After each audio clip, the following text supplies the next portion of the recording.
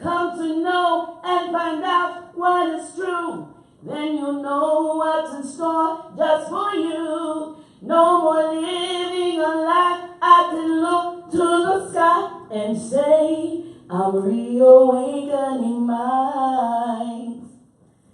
Happy Holy Day, Wars, and welcome to House of Reawakening Minds. House of Reawakening Minds exists to provide for exploration and practice of spirituality in an enlightened community dedicated to honoring the myriad of sacred pathways to the universal creator. We are a holistic center for spiritual grounding, free thought, self-discovery, and Moorish science, an awakening experience for all ages. We are pleased tonight to welcome back to House of Reawakening Minds our brother Shem Malachi Bey.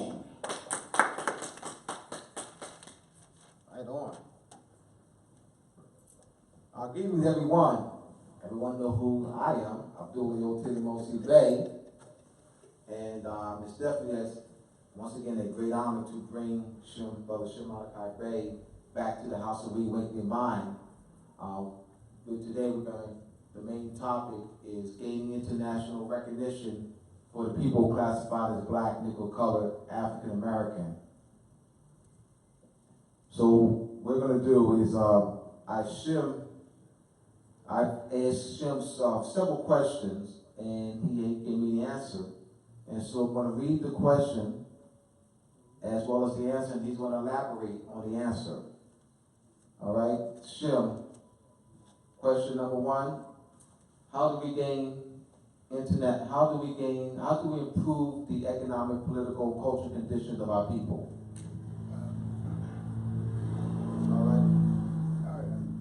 Well, the Shem's response to that is to, one, make a claim of life, that is the nationality of the Moorish blood pedigree of our foremothers and forefathers of North America.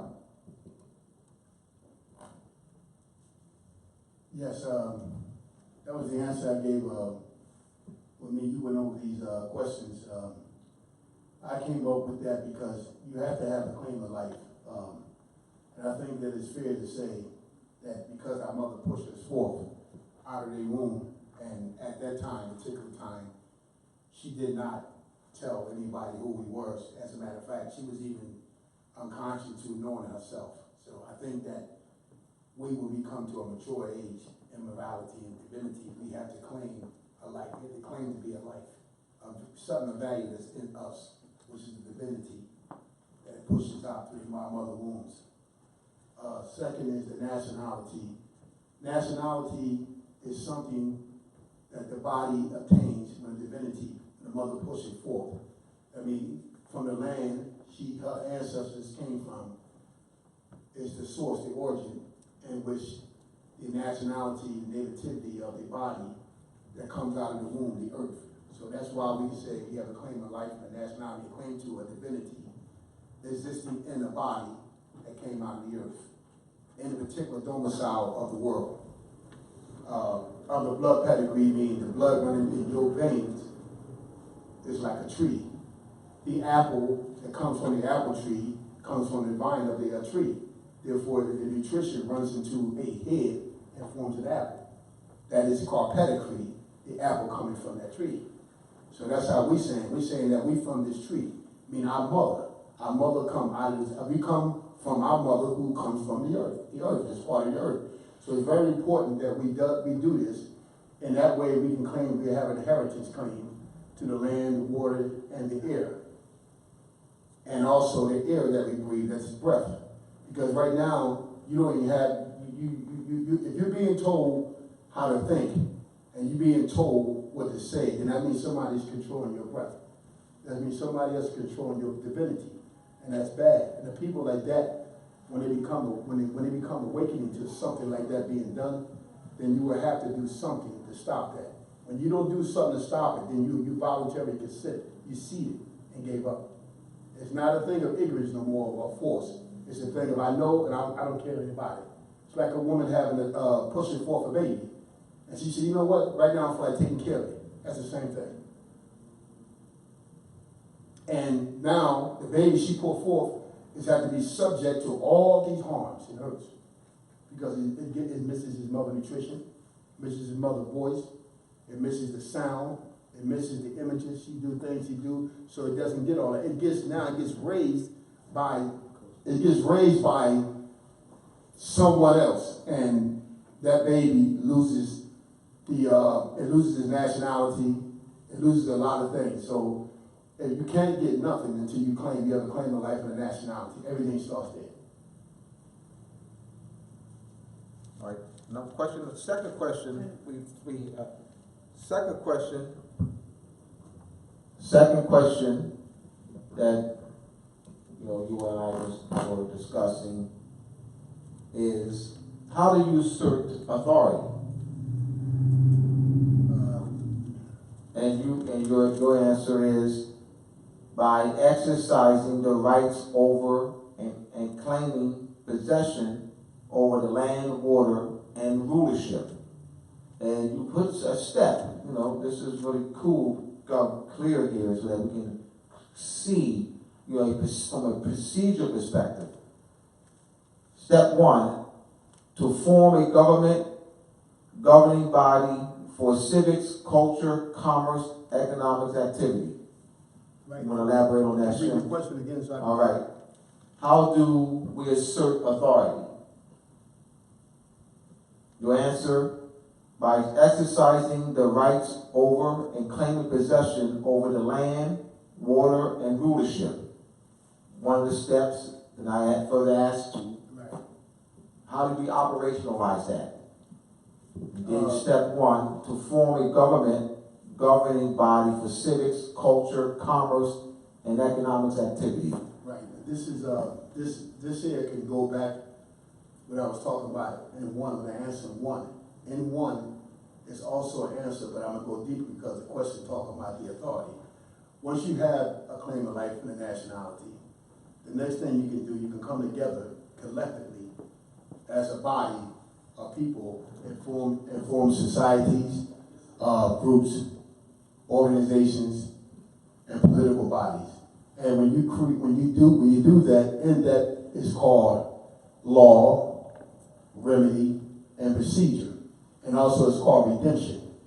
And the stability of that is to have a government-to-government relationship with other foreign nations that also have government bodies, political bodies, society, temples, congregations, and groups, which now you will be able to now cultivate the land through commerce. You can pull the minerals and the natural resources out of the land to use them as commodities. You can also take the culture, which is the land, and grow your food and raise your livestock. And you have the water, which you can do exercise for drinking and for other things.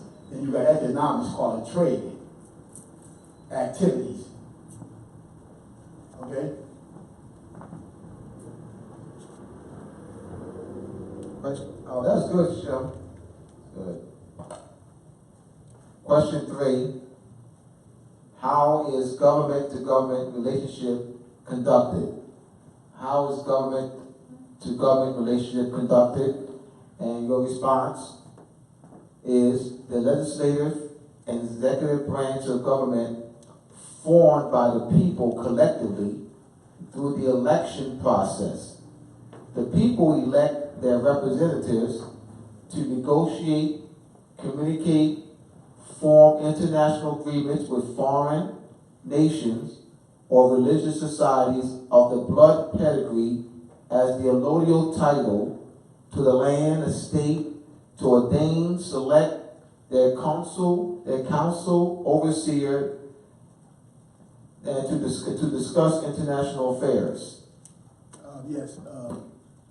Read the question again. I go to the depths of that too. Also. All right. How is government-to-government relationship conducted? That's when I go back to culture again to explain this. It's a woman that have, let's say, 8 children, 8 offspring. Let's say it's 3 women, let's say 4 women, 3 men. They all venture out to different parts of domiciles of the earth. Now, she has her blood pedigree coming through her, the men marry the women from their nation, and they spread out, and they on different parts of the land. Now, from the different parts of the land, this is called a pedigree bloodline that of the princes or the princesses, they become an empress or empress out of that bloodline. And what happens is all these brothers and sisters, when they become spread it out over the land, they become into what you call foreign, they become foreign to each other. Just because of they political gender on their side of the land. So they will come together to do relationship, is they will have their clans come together and they will do what you call either a treaty or some form of agreement where they can regulate commerce between each other. And that's called government-to-government relationship, whether it's done to a society, whether it's done to a group or a state of origin, a political state of origin. But the fact of the matter is they come together to regulate commerce, to do trade, to do economics, and to do education. That way, they'll have a relationship where it won't be, if I go on your territory, and let's say 200 years come, I don't know that you blood pedigree of mine, because this wasn't taught, so education come in this. Now, if that's taught, then that means you live in here, that same blood lineage, but there's a different political body and system set up in each of these regions. So this is what international law is. You come government-to-government relationship mean you have a body politics, mean someone that presents you also that speaks for that people, that clan. And that's how you have government-to-government relationship. If it happens somewhere that somebody go to war fighting and there's a problem, that's a dispute. If there's a silver problem, it's a dispute. If there's something happening between trade, if there's something happening between the coastline doing admiralty law, vessels, this is called why you have to have the head representative of these different political organizations come together, and that's how you do government-to-government relationship. It doesn't happen individual. One individual can't do nothing. It has to be a body politics for that to happen. That's an ancient principle that was laid down to our ancestors.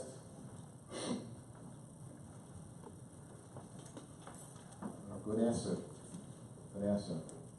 And I just looking at the answer that I wrote down and discussed earlier, actually yesterday, and reading that again, the legislative and executive branch of government formed by the people collectively through the election process. Can you elaborate on that? That's when the people of the clan, you may have in a clan, let's say, they use the word bands and groups. Let's say 1,000 bands, 1,000 groups. The people will come together and they will elect who's going to be the head of each group or band. And the head of that group or band will form what you call a council. And that council will elect what you call the stronger of the clans, which will be the chief. And through that elected process, it started from the people first, electing the head of the bands. In exchange, the delegated authority is handed to the council. Now, the council was delegated the authority as the legislative branch to have what? How you take an elected chief, stronger among the bands and the groups of the clan. Now, it started first from the people, the elected process. In order to get the council, you have to have the people agree to elect these people as councils. Once they do that, they give away, they delegate a portion of their sovereign power to that council, and it trusted them to pick the strong among the clan, the bands and the groups to become the chief. And a lot of times, that was determined by a woman. Because who knows someone being raised more than a woman? So a woman was a lot of times, if you read the Constitution of the 5 civilized nations, you can see that the women made a strong determination. If you see some of the treaties, which I think a lot of the brothers have never read any treaties, they was talking about queens. So these empress was the one having authority. It's not a thing about a woman being a woman or a man. It's about divinity revealing is the one that should be in authority at that time in place. That's all they come down to. Who should be in charge at that time and place? It's determined by divinity of the celestial realm. You ain't, a person natural, the natural part has absolutely nothing to do with that. Because that's why women were signing treaties back then as empresses and as queens. So it goes to show you there's a regulated fact that when a woman have to come in and intercede, because she carries the offspring, she pushes everybody out. So she has the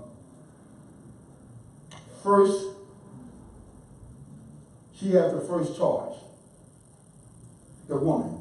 Because you can't tell me a man that married to a woman or have 10 wives, in order he's around traveling doing commerce and leave her in charge of all his substance in his house. Don't come back and ask her what is going on and who can fit this seat and who will this seat success me. Sometimes it don't have to be a man, it could be a woman.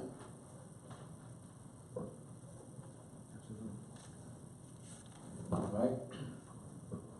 Question number 4. How to use the land for humanitarian purposes. Answer: grow food, fish, raise livestock, use minerals, precious metals, and stones as commodities to be monetized in the private sector for finance and funds, and also for public offers on the open market. Okay, now read the question again. I'll elaborate on that. How to use the land for humanitarian purposes. Well, it's a secret to some, and it's not a secret to some. That when anybody exploring someone's country, their land, it's always a lot of times for economic purposes. I mean, I'm going there to either that's my blood relative, that's my kinsmanship. I want to get there and see them. Haven't seen them for 100, 200 years. We need to open a commerce with our brothers and sisters. Or it could be for dominance. We heard that they got a better vegetation, minerals, and commodities more valuable than this part of earth that we live in. This is a rocky land. This land doesn't produce so much of anything. It's cold all the time, so there's not much agriculture being grown here. And how you do that is you have to claim your land. You have to claim it. You have to value your land. You have to care about your land. In order to do that, you have to be in your proper person to do that. I mean, the people at the time the land was conveyed to them, and they came out of the land. You have to claim to be the blood DNA of these people. Everything is done with a claim. Just like I was telling Noble Bay here, we had a conversation about the Dred Scott decision and the Amistad decision, and something struck out. Both of them was claiming to be African descent. The only difference is one was claiming to be from Africa and wanted to return it. The other one was claiming to be from Africa, but wanted to claim his rights here on this side of the world, but he wanted to do it as saying he's an African under the status of black, Negro, and color. And when you do that, you can't come and claim the land. You can't have no pleasure or enjoyment of the resources of the minerals, the livestock, the fish, the water, and the commodities, the precious metals that's in the land. You won't be able to claim it. Only when you claim that status as the blood pedigree people or the ancient people that had this land, then you could come back and say, hey, you know what? The livestock, the vegetables, the fruits, the water, the air, and the precious minerals and stones of the earth, I can use that to empower my people around the world to make sure that we don't never starve, we'll never go into a crisis, and we always have a stream of wealth. I mean that nobody will ever question our credit in another nation based on the basic agriculture structure that we own here. You don't own any agriculture structure. This is why the status of black, Negro, color is played out is because it don't have nothing to do with being an albion or a melanated person. It has something to do with what you call those who claim to be lords.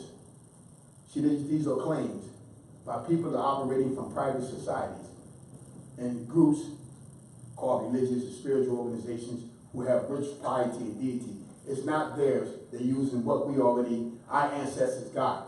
So in order to keep control of everything, because they can't claim to own it, they only want to control it, is you have to control the minds of the people through psychological coerce.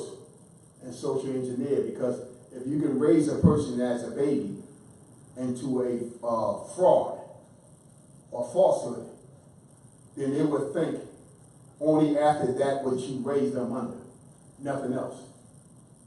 That's just how it is, you know. And I'm gonna give you a prime example. If you take a little boy, and he's a little baby, and you start raising him up, putting a dress on him, and letting him kiss another man, he's gonna grow up thinking he can love a man. That's called psychological coerce and social engineer. And what you just did, you just created what you call a metaphysic a genocide. Because everything in nature pairs up a male and a female to mate. That was set up by the celestial realm, the legislative divinity. And to take that right away is called nothing but a genocide. So you have to understand, this is what they're doing.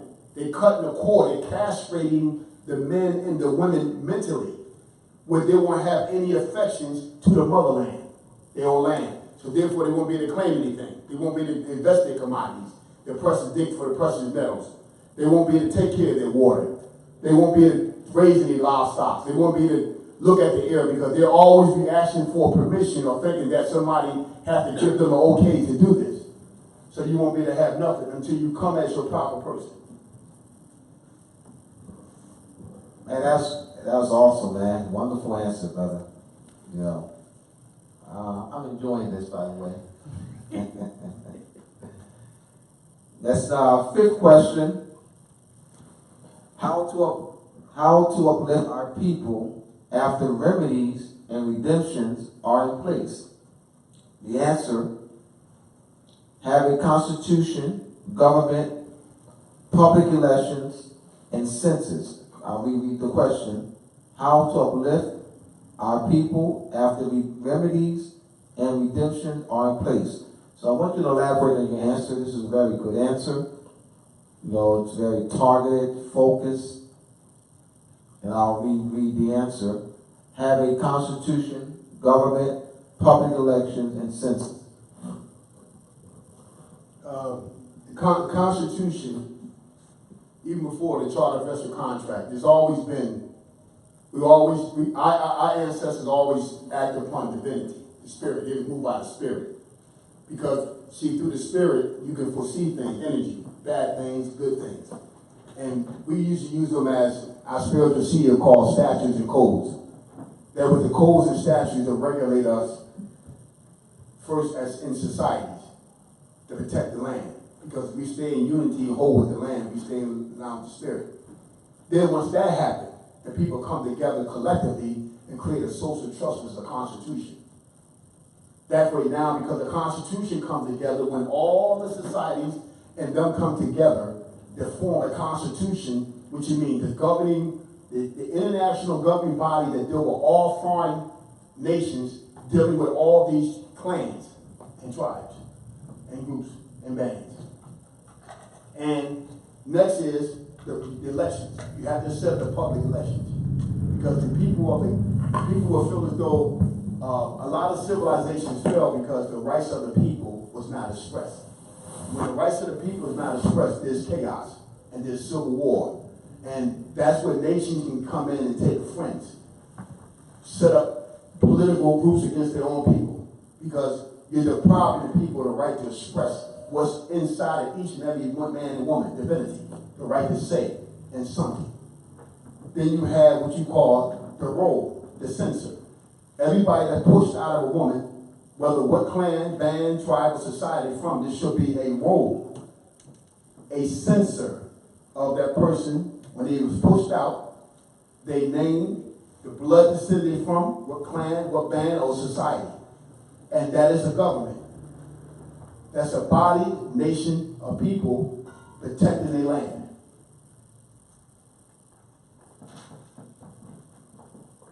Absolutely wonderful answer. Yes. It's on. This one? Can you hear me now? No, you can't take this hit, damn it. Oh, I got it behind you.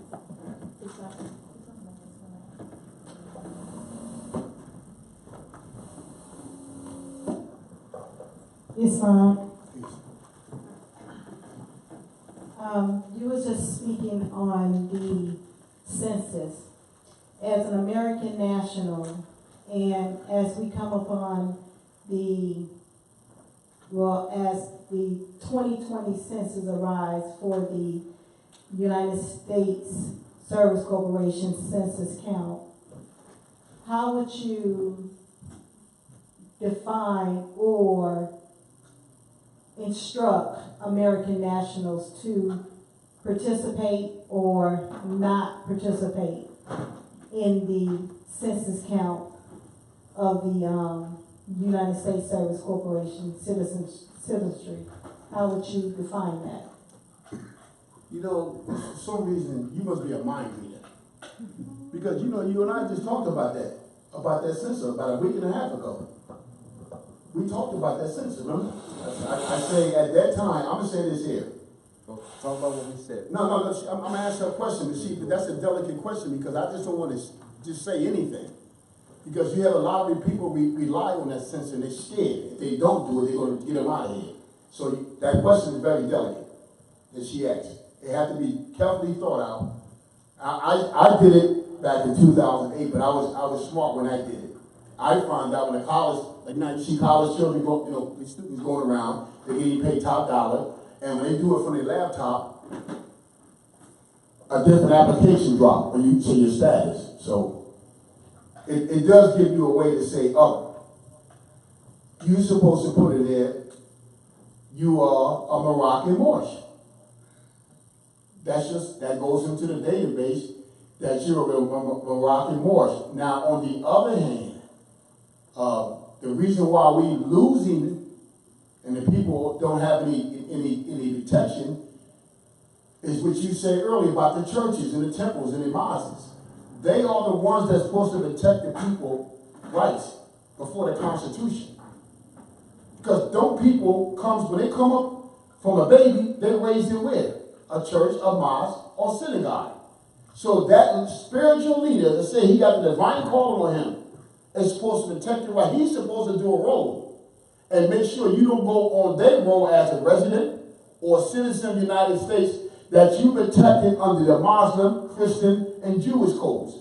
They know this, they hide this. This is they hide behind. These temples, under the Holy Seer, they operate under the epistle law. That's called commandment, orders, decrees, a bull. They operate on that, protecting their cardinals and they people of the church. What is a church? A nation, a sovereign nation. A body of people gathered together as a nation.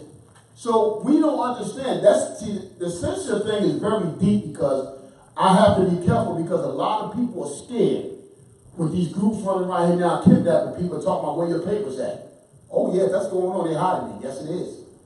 And the censor is very critical now. What you say in that censor. But here's the thing about it. Not only what you say in that censor, but a role. You're supposed to have a record. We're supposed to have a role, a censor, a role, and record of everybody born in their mother. They supposed to put their nationality down there, their blood pedigree, and that's an inherent claim that we have not been doing.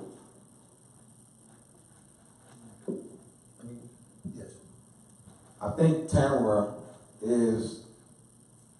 question is wanting you to go on more into a remedy approach. We know what's being done. We know what's in place. So the United States Corporation has its census. What can we do to have a role for our nationals, our Moorish nationals? The United States Census is here, 2020. Where's the Moorish census? Of course, there isn't one, but I guess that's what. And it's because you mentioned the scared part. So the scared part. And the question I would go into, why are people, we know they're scared. So I go into, why are they scared? why they're scared, and how can we alleviate the fear. So my focus, so let's focus on that. Why they're scared? Because knowing why gives you the solution on what to do. I thought the census was voluntary. It is. It is. Okay, It is voluntary. But what I'm saying is so that if it's voluntary, what's the fear? What is the fear about? no, it is a fear because a lot of people, and Abdul's right, a lot of people is scared that if they don't go on that census, they don't do it, first of all, they're gonna be some retaliation down the line. Or it may take me, move me out of it. It is a lot of people out here like that, even though it's voluntary. And if I don't say the right thing on it, something can happen to my job. Or they can do this. So it is fear, he's right.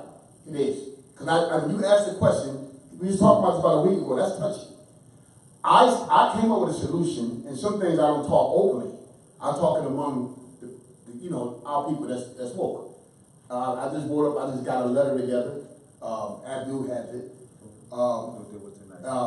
We're gonna that will be come together collectively with a record, a roll. A roll means everybody sign on to something. And you offer it from the domicile of your government body or your society, free society. Now, they will have to take that into consideration because it's coming through a claim. Not through the United States government. It's coming from a body of people that claim to be of the blood pedigree of the people before the United States became in existence. So the United States doesn't have any inherent power to tell you who you are. Doesn't have any inherent power, but there's people in the system. And it would be wrong to say they're not scared. They are. Because of their jobs, they're scared they'll get removed, something will happen. Everybody's not like us. And that's why you asked that question. This is a delicate question about that census. You may not see it like that, but just go around and ask certain people about it. We're supposed to do this, that's fair. Should Moors, American nationals who have went by way of the Moorish Science temples, who may have went by way of proclamating through different society groups such as, R.V. Bay publication, the Great Seal, all those different body politics that are out, that have been out for years and have proclamated the people back to their Moorish nationality and have sealed their proclamation, their voice proclamation into words with the signing of their seal, their thumbprint. Should all those collective bodies submit, or should they are those roles available, or should they have those roles to where they can say these people did not partake of the census because they have already been counted for through our society, our civic organizations, such as Moorish Science Temple, like 501Cs? Well, not all of them are. How long Nuba Jewel been dead? Over 100 years, probably. Okay. Who have they protected since Nuba Jewel died? Who have they protected? I'm not talking about the protection. I'm talking about. That is protection. Census is protection. No, I'm talking about. Okay, so protection is there. So do the 501s? There's ones that are lawful up on the 805 ILCS, which is the religious affidavit. There's ones that are under that. I'm not getting into the ones that are in those and the 501c3. I'm talking about the ones who have went through those organizations and put their proclamation on seal under those different bodies of society. How does that help with the census that will now be coming forward in 2020? If they was operating on a level field and knew what they was doing, they council under international law has all the immunity. Whoever your spiritual leader is, Grand Sheik, whoever he is, will go there under the treaty and go there with immunity and will give them a copy of the roll to put in their public record and a website, a domicile website, to go to when to check and see who are the inherent people of the land. That's not being done. That's why people are fair, because there's no remedy for them and protection. Yeah, you're right. You touched on that point. That's absolutely right. The spiritual and religious organization, I said it, but they're not doing it, so the people are fair now. They're fair. So if you do it individually, it'll come out better than, because you can do it and send them to your letter, and that would have everything in the letter. And then you would say termination of any assumption that this bureau may have. So now you crush that. Once they get it signed for it, you do a follow-up. Say, on such and such a day, I send it to you, Attorney General of the United States. I send it to the Attorney General of the state. I send it to the Department of Health and Human Services and Biostatistics. I send it to the Bureau of Census. What you mean? This is who I am and everything. So now that's called a letter. Once the letter is done, and they're going to dishonor means silence, because how are you going to argue with something that's the law? The next step is you supposed to take your dishonor from your spiritual society and hit it like if it's a council seal, your leader. That's prime official evidence. So when it becomes a matter of your status, he can attach it right to a writ and say, wait a minute, you can't do that. You're encroaching on territory, you're encroaching on law that doesn't exist, giving you the authority. They're going to sit back. She's right. We can't do that, because that's what's supposed to have been done. Every time you go to the panel, you just say, yo, these people are the indigenous people of the land and who they are, their blood pedigree, and you mean tell me nobody told me I did a census? You knew this. So, if somebody tell me this right here, and I say, okay, show me anybody right now operating as a council. Government relationship. Who I know right now can go to the World Court with a letter rogatory and call the United States hand? Nobody. Because nobody knows how to navigate the vessel there. You don't know how to get there. You don't know how to do what normal Drew Ali did, and you don't want to admit it. So now we got a controversy, hatred, darkness. No light can be shed. I mean, no acknowledgement, no knowledge, no knowing. Because y'all won't say that y'all didn't have knowledge how to exercise that and just fall in and help the people. So you rather go out there and say, we're going to let it keep going the way it's going. You in the way. Because we had a critical situation now that they got legislated out of it passed. And you notice every time they talk about reparation, there's always a college graduate, somebody that's go out there and he go just get them here so we can move them here, like playing chess. I can see that. They're not claiming nothing. They're still in the dark. They're not trying to do anything. They're relying on people like you coming out of school talking big. They look up to you. We put you in media positions. We do this and that. They look up to you. There's no divinity in you dealing with you. So when the celestial realm do send one of them, he won't be able to stand out, because all of y'all be around high the beauty of the diamond, the stone, the black stone. I mean, this diamond beautiful, this beautiful. Why would the black stone carry more energy, more anything? Why nobody talk about this on? Only one movie came up in the Jet Li movie. How powerful the black stone was. In that one movie. That Allison, you ever see a movie talking about black stones? And it ain't got nothing to do with black as far as nationality or better than somebody. It just got something to do with richness. Genuine, original. Carbon. Right, okay, carbon. You said, okay. Yours sis. I know we were talking about Islam, we were talking about census and so forth, and I stepped out because I got a call, I made a call and somebody called me back to confirm what I wanted to ask you. I was told that there is a temple or tabernacle in the DC area. If you're going like 95, south on 95 towards DC, Virginia, and so forth, I think you see it looks like a castle. You ever see it? It looks like the castle. It looks like a castle. You can see it in the horizon, and it kind of changes direction as you curve. But I was told that particular location is owned by the Mormons, and that this Mormon location has records of all births in America, in the United States, in the U.S., on the Mexam. Why would they be the keepers of all birth records in an ecclesiastical venue like that. Well, you have to understand, the Mormons are part of the Roman Catholic Church. That's just another way of the Roman Catholic Church extending its hand on the continent of North America and North of Mexico. So when you hear the word, when you hear all these Mormons and stuff, all this stuff goes back to our history. They only generating on our history and then give us something else so we don't know we get lost on the trail. So the bottom line is, what's in you is enough to claim. You put divinity in you. That's enough to claim what you have to do. Like I say, sometimes the norms are right there in front of our face, and I have to go back to a court case because if you want to understand what's going on,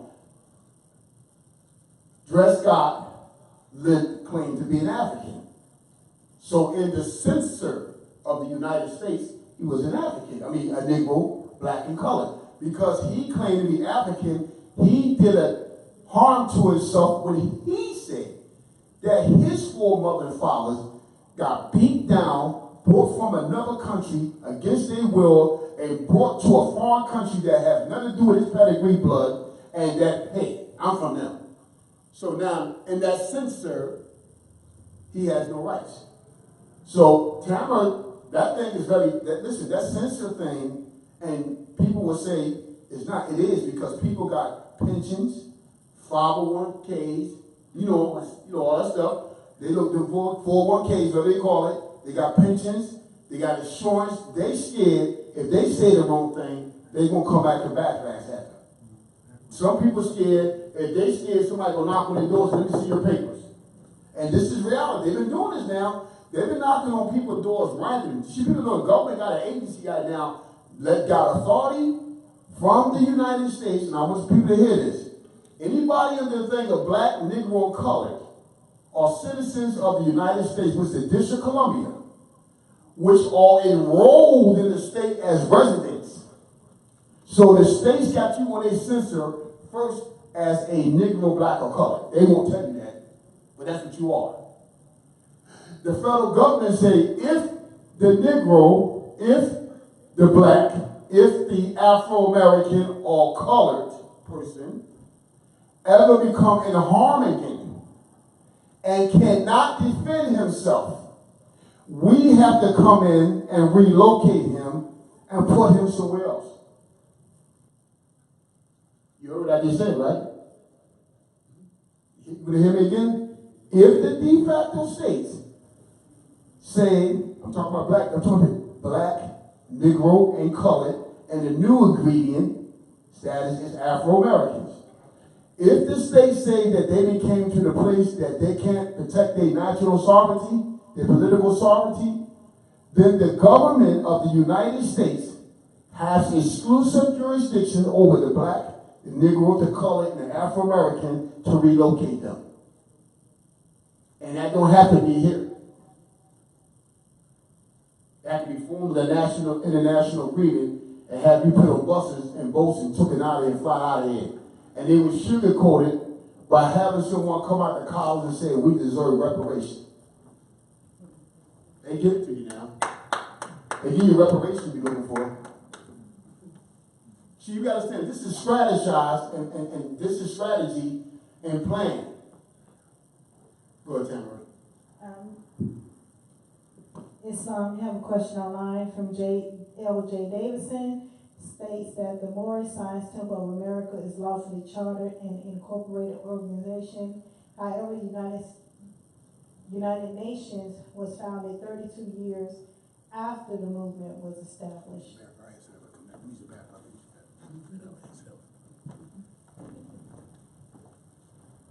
Yes, so he's going to answer that when we come back.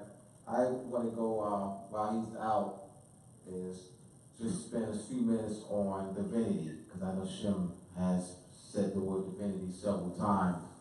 There's also people a picture, paint a picture for people of what divinity is. We have the compass and square, and then within the compass square, there's compass and squares give people on hats and t-shirts, buildings, they got on books, They're called the Masonic compass and square. In that, you see the letter G. That letter G stands for geometry. So the divinity that is the energy of the universe is expressed. The planetary cycles is expressed through geometry. The unseen is expressed through geometry. You're looking at cycles, planetary cycles, the Milky Way, how it's expressed in the rotation is expressed through geometry. Cell division, fusion, expressed through geometry. Now, you're looking at, let's say you have a crystal has a geometrical shape. There's an instrument that can measure the geometrical shape of a crystal. So you can see the atomical arrangements of that crystal through that instrument. So that is the divinity, being expressed. So what is the atomical arrangement of a particular crystal or rock? That is the divinity. So I just want to give people a clear, conceptualization of what divinity is. So it's the unseen that is expressed through geometry. So this is why that letter G is in the center of the compass and square. That plays a huge role in civilization. So you're looking at, there's buildings, the layout of cities, the measurement of statues. So the measurement of statues expresses the measurements of the earth, moon, sun, and various planets. And so that compass, that six-pointed star, what they call the Star of David, it represents correspondence. As above, so below. As below, so above. So that is the expression of divinity. So you express divinity in a geometrical form and in the layout of cities on earth. So now your society mirrors that which is unseen in geometry, in measurements, in proportions. Your body mirrors in proportion, divine proportion, the divine measurement of the universe. So I just want to give people, express comprehension of what divinity is, because so they can see it, and it's seen through measurements and geometry.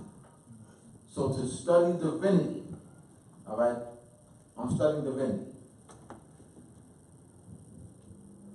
I'm studying divinity. Divine proportion of his body. All right? Divine portion of his body using phi 1.618. All right? All right? So I'm studying divinity. His measurement, his proportional measurement of his body. I'm studying divinity. I just want to give people a conceptualization. All right? Of what Shem is talking about divinity. I measure his body in divine proportion, using the golden mean or golden measurement, divine proportion. That's divinity. Expressed geometrically in proportion in his measurement of his body. That's divinity. Don't forget, inside the woman. All right? Inside the woman. It's all day long proven inside the woman. Go ahead. Okay, I guess back to our regular scheduled program. Yes. Oh, you got a question? Well, no, you was had a little break, so I wanted to give people. I had my little. That's a commercial. Okay, L.J. Davidson had a question. Yeah. He indicated that Morris Science Temple of America is a lawfully chartered and incorporated organization. The United Nations was founded 32 years after the movement was established. So it's a statement without a question. So I guess you can take that statement and kind of help fill in the understanding of the role of the two, the Moorish Science Temple of America, as well as the United Nations. It is a fact that the Moorish Science Temple was founded by Noble Drew Ali. Noble Drew Ali founded the temple after he came from the Pan Am Union. Now, what is the Pan Am Union? That's a host of nations coming together to do commerce, to enter into international agreements. So after he came back from there, he set that up to start to bring the Moors back in for the census, bring them back in and claim their nationality and come back in and claim, get their proper standing and come back and claim the land. And also to do government. That plan, he had the full maturity of the plan. I don't think that he taught the Grand Sheiks it in its entirety, because I would be lying to say that they did, we wouldn't be in the situation we're in now. It's not a question of the Moorish Science Temple when they existed.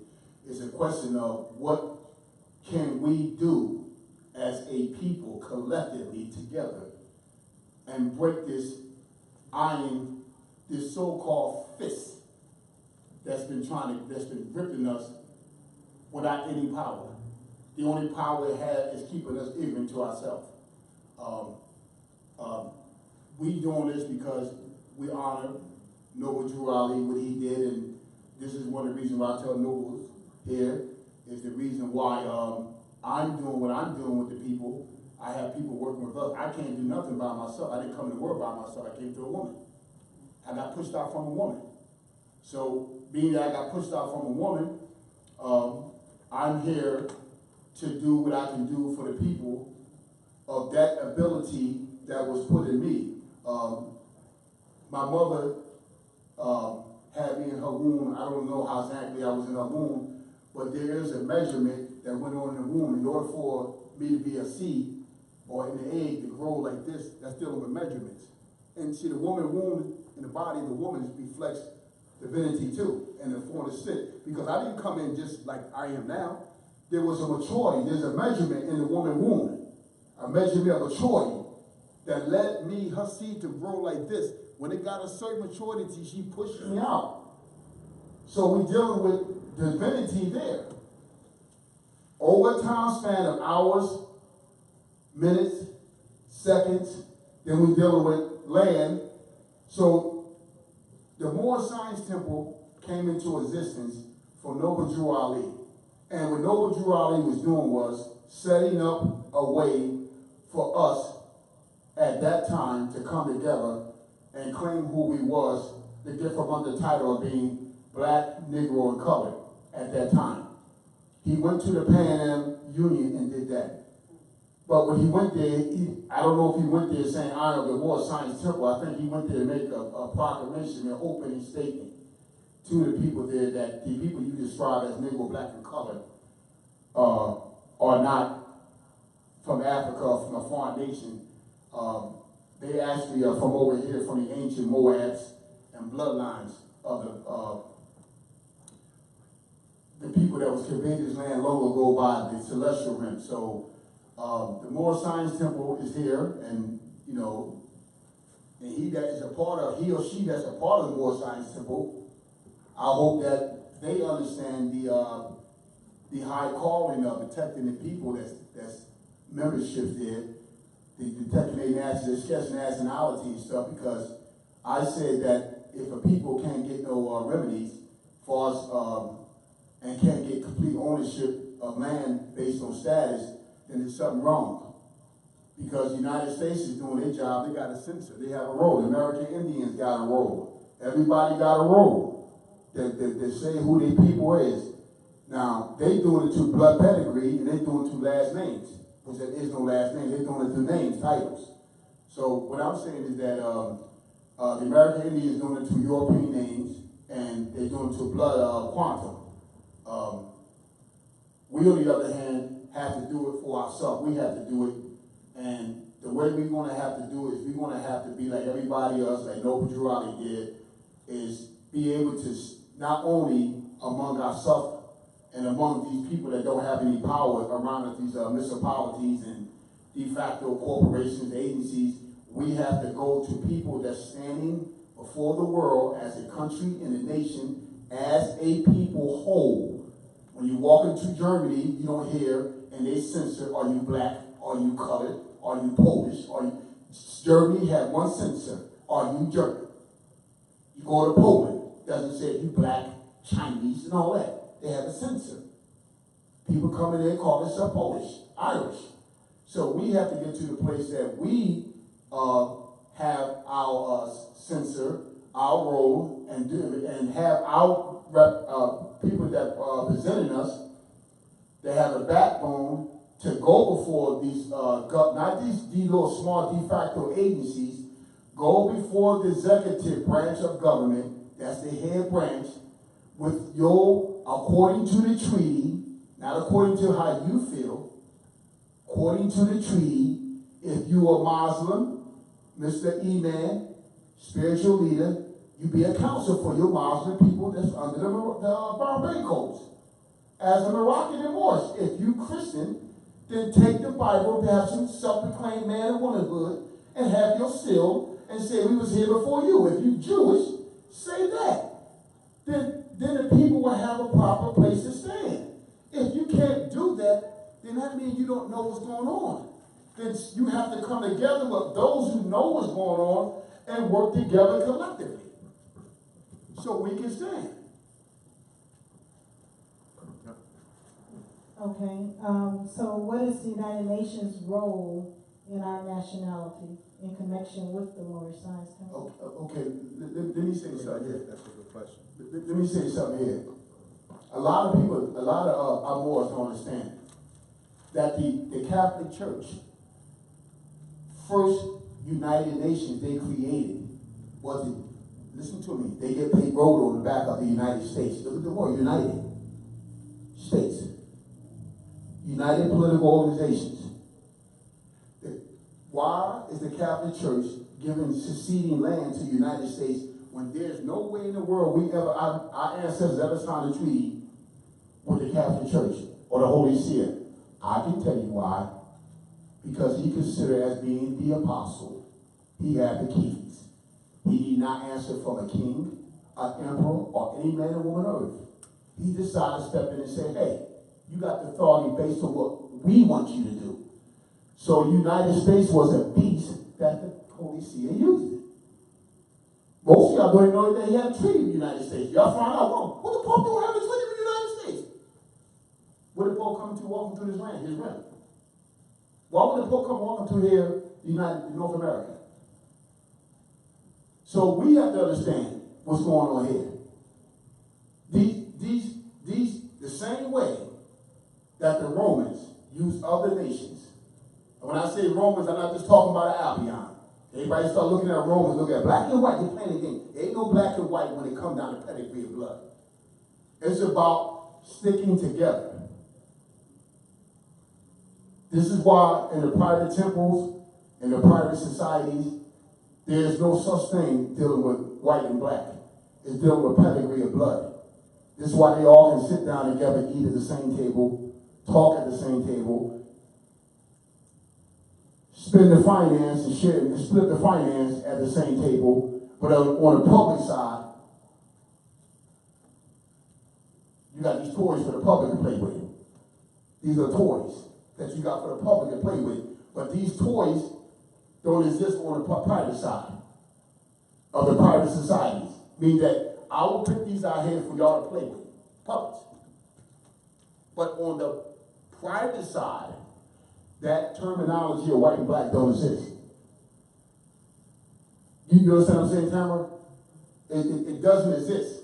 Well, I'm not the only one that's listening. I know, but I know because you asked the question, so you relate back to reading.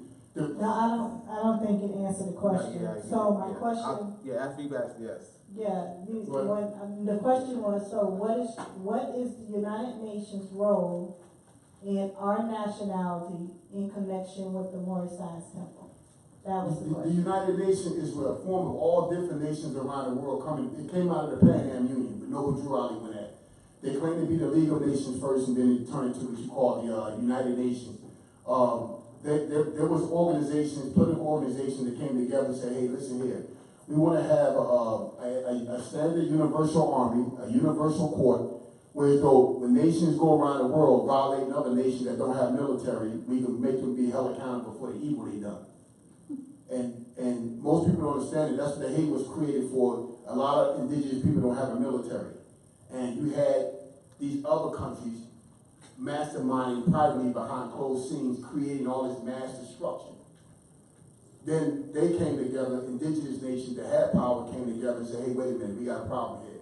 We have to set something up to protect the people that's being violated. And that was being done, we was being killed. So that's why United Nations was put together. Because in the United Nations, the Hague is the International Chamber of Commerce. They control the Universal Postal Union. They have control to the World Bank. So it's like saying, we here to set violations. All the nations came together. That way, no one nation is left out there by itself. That's why you ever say we are sent to the Hague to protect our cultural inheritance, cultural property inheritance. That means someone can come in our land and poison our water. They can put us in captive. They can take our resources, our minerals. They can take away our right to fish, our right to grow our food. So that was when people came together and said, hey, listen, I want to openly go before all the rest of the people on the record and say, hey, this is who we are. And if we ever have a problem, this is what we're going to honor our problems right here. It's more like saying you can come together without having war, a peaceful solution. Now, the more scientific comes in, Noble Drew Ali did it on ecclesiastic law, because ecclesiastic law and the monastery law supersede Trump's public government. Because I say it's for the first thing dealing with divinity. That's the builders of everything. That's the building of civilizations, government structures, and everything. And he knew this system, that you can operate as a private society or group and still maintain the sovereignty if you had a million people of a nation. So he knew that principle of law. He knew, and that was an ancient principle of law. Now the thing about it, what he did, do the people know what to do with it? That's what it comes down to it. Fine, thank you. You anything like that, man? I have a question. Oh, Oh, you have a question? not at all. That was good. He answered the question. Go ahead. That was good. It's my question is, it seems that many of the nations around the globe are nationalizing, getting themselves, getting their own currency, doing a lot of things, pulling themselves away from, it seems like, Rome. What can Moors who are awakening, and I know we're not just here in, in America, in Mexico, but what can Moors do to come together to form, we talk about government, our own government. We already had a government, but it's so ancient to us, most of us don't know what we had. How do we get into that same mode of I know we say nationalize, but nations around the world are nationalizing because something is coming, something bigger than probably we've ever seen in our time and maybe even our grandparents' time. It's coming.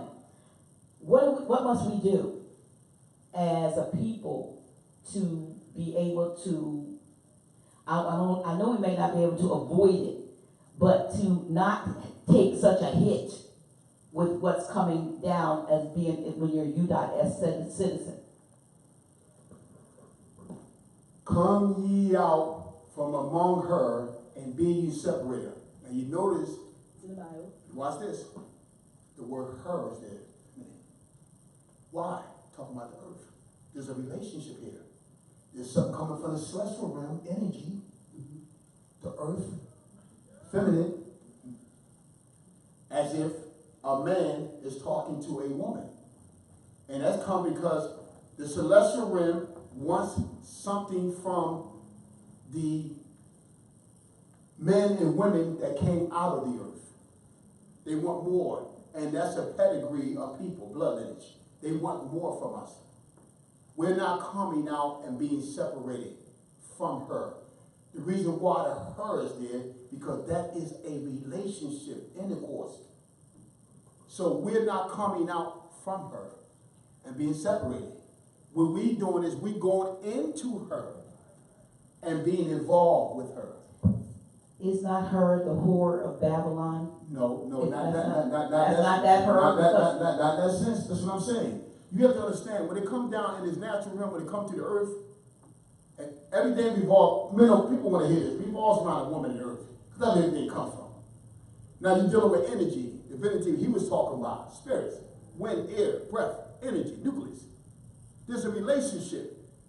That has to have something to intercourse with, to bring forth something. So we're not coming out from the ways, the political structure, the thinking, the habits, the actions of these people that are not chosen to the pedigree of blood, DNA, and to the spirit to be doing what they're doing. They're not chosen. Ain't not only no harm, ain't none of them no prophets. Sorry, that's a royal chosen blood lineage that comes through a woman. So you can't get that title by running your mouth. You get that title by foreseeing the danger of your people and to protect them from the wrath of the celestial realm when they become angry to punish the people on the earth. Earth is considered as a feminine because the earth gets something. They get something from the earth when they have intercourse with it. Didn't you hear me say man came from the earth? That was an intercourse. Something came down of power, went to the earth, that's a form of intercourse. And something came, and the earth brought forth something for the power that wanted it. Like a man goes to a woman, he wants a daughter or a son. He goes into her. She brings forth something for that male. Without her, you got nothing. Am I right, Nobles? You see people have babies without a woman? Mm-hmm. Show me a baby or a man without a woman. I hear what you're saying from a metaphysical, spiritual standpoint, but I'm saying from a practical, we need to do something. We, meaning those of us who are in our physical sense, we are so fractured. People, we've got Moors that don't know they're Moors or don't want to acknowledge, they think that that's a religion that they don't want anything to do with. And meanwhile, crap is crumbling all around them. They don't see it yet, but it's one of those things that's moving from the invisible to the visible. And so what I'm asking, I guess, is before the stuff becomes, apparently and abundantly clear that we're in deep doo-doo, what can we do? How do we pull ourselves out from this political? I posted something last night about, we know about monarchies and we know about oligarchies, but we probably never heard about the synarchy. And when it comes down, what it boils down to, and what I said the synarchy is, it says that it's either two or more like governments or more individuals that are ruling. And I said, okay, so we have two parties fronting for 13 ruling families, for instance. How do we become our own government? How do we do that? And without the deep stuff from that on a practical level, I guess I'm asking you. Noble Drew Ali set an example. I'm going to have to use that because there is nobody. Noble Drew Ali moved without doing a lot of flamboyant stuff. You know what flamboyant means? Want to be seen. Talking too much. Do you ever see these people in private societies having a public meeting, letting their meeting become public? So it already started. I don't have to say it started. It started. It started. How? Abdul said something that made a lot of sense when he's talking about divinity.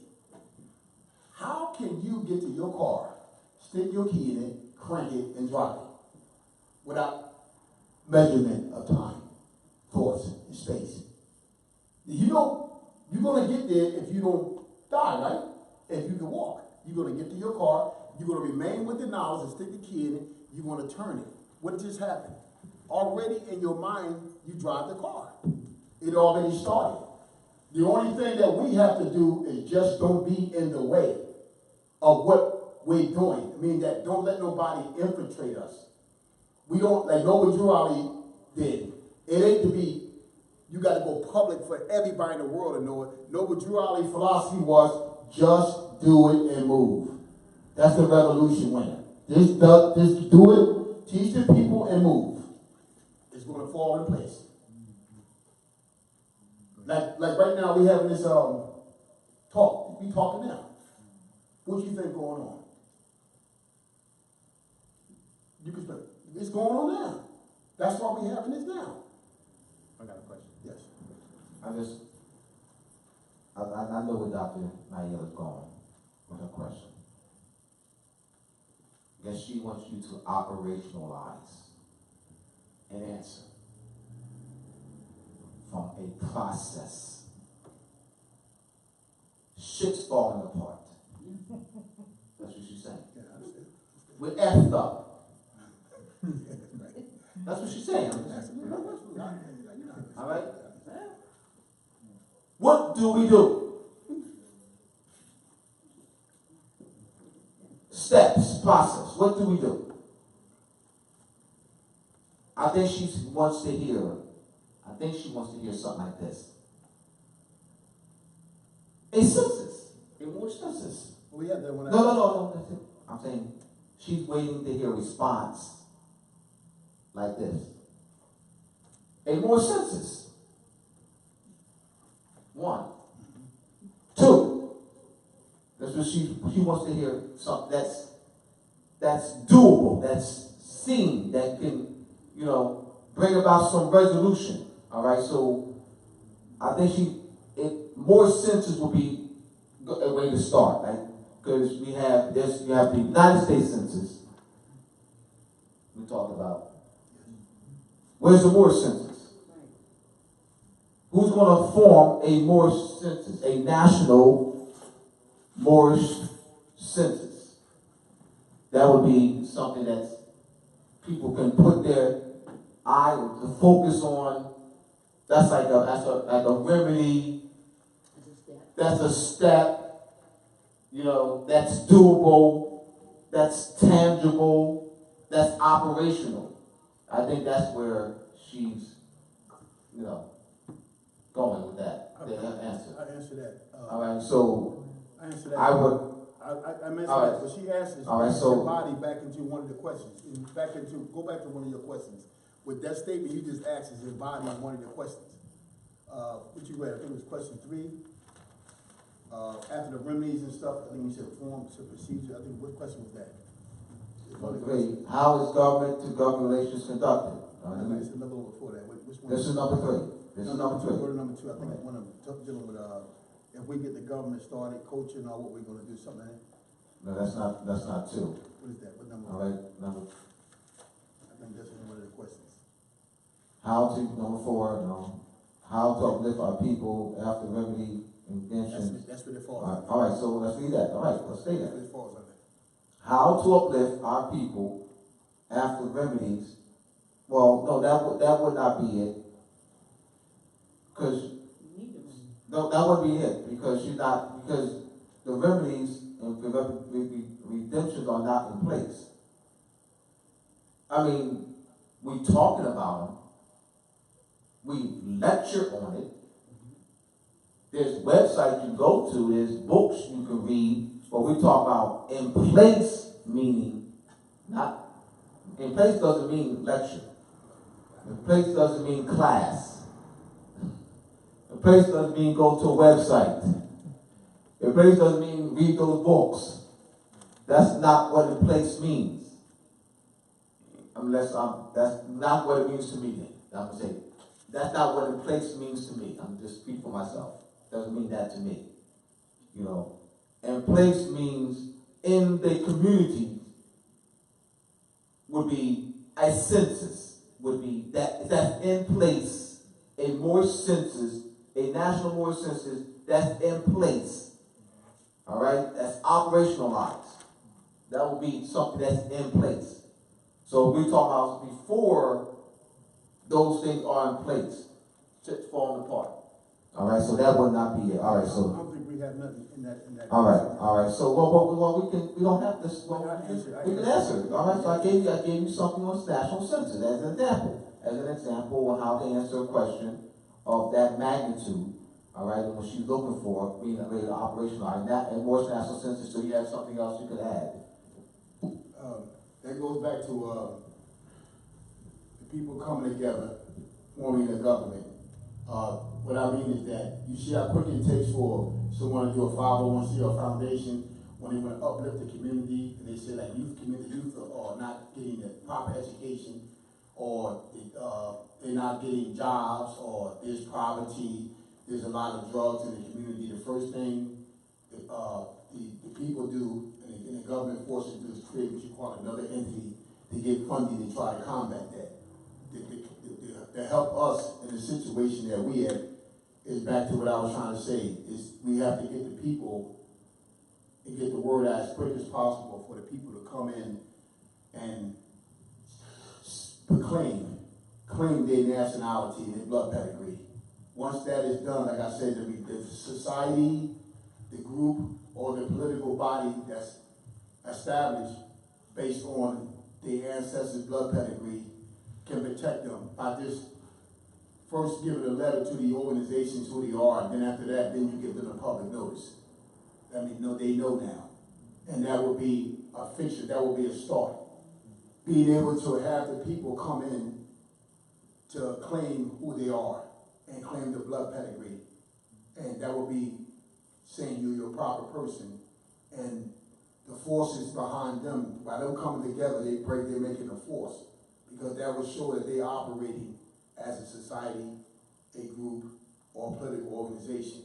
Now, it comes down to once they do that, they have to make sure that they know how to direct that energy to the proper parties who should be notified of that.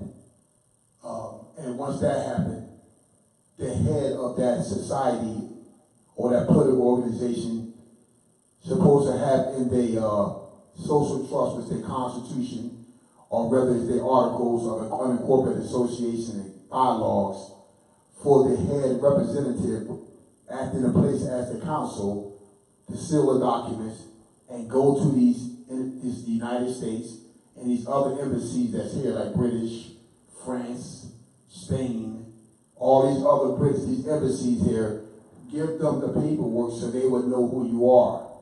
Now you got a foothold in the international community. There's some things I'm not going to go, let me say something. Revolution is smart, is fought by strategy.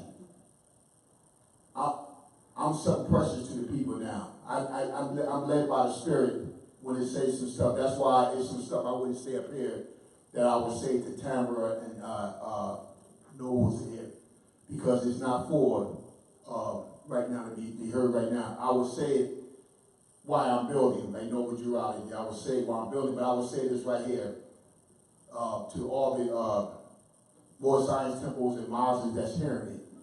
You can operate on the Muslims, Christians, or Jewish codes as a society. Just have your council set up because you got the winning hand. They can't rely on that.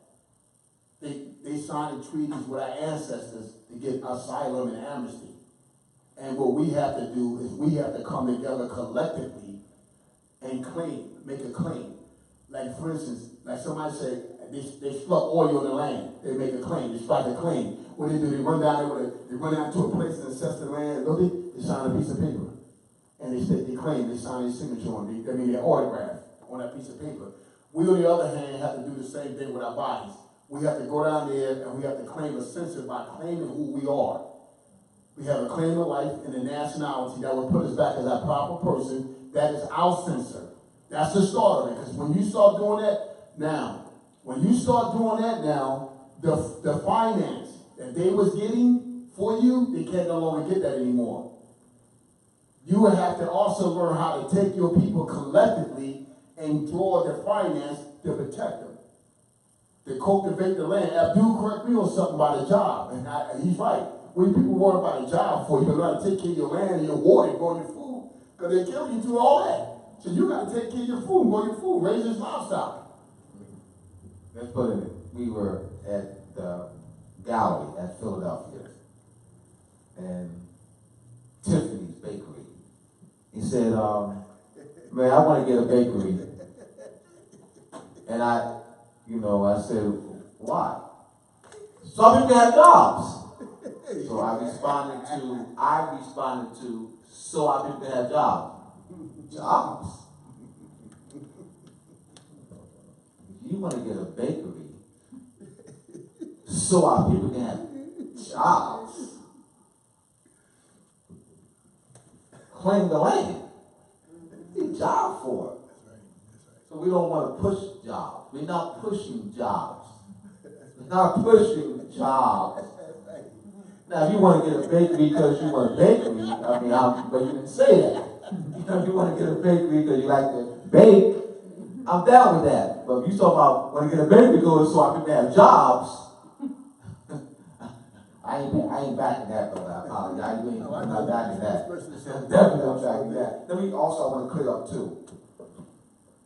The word revolution, I'm a word man. I deal with wordsmith.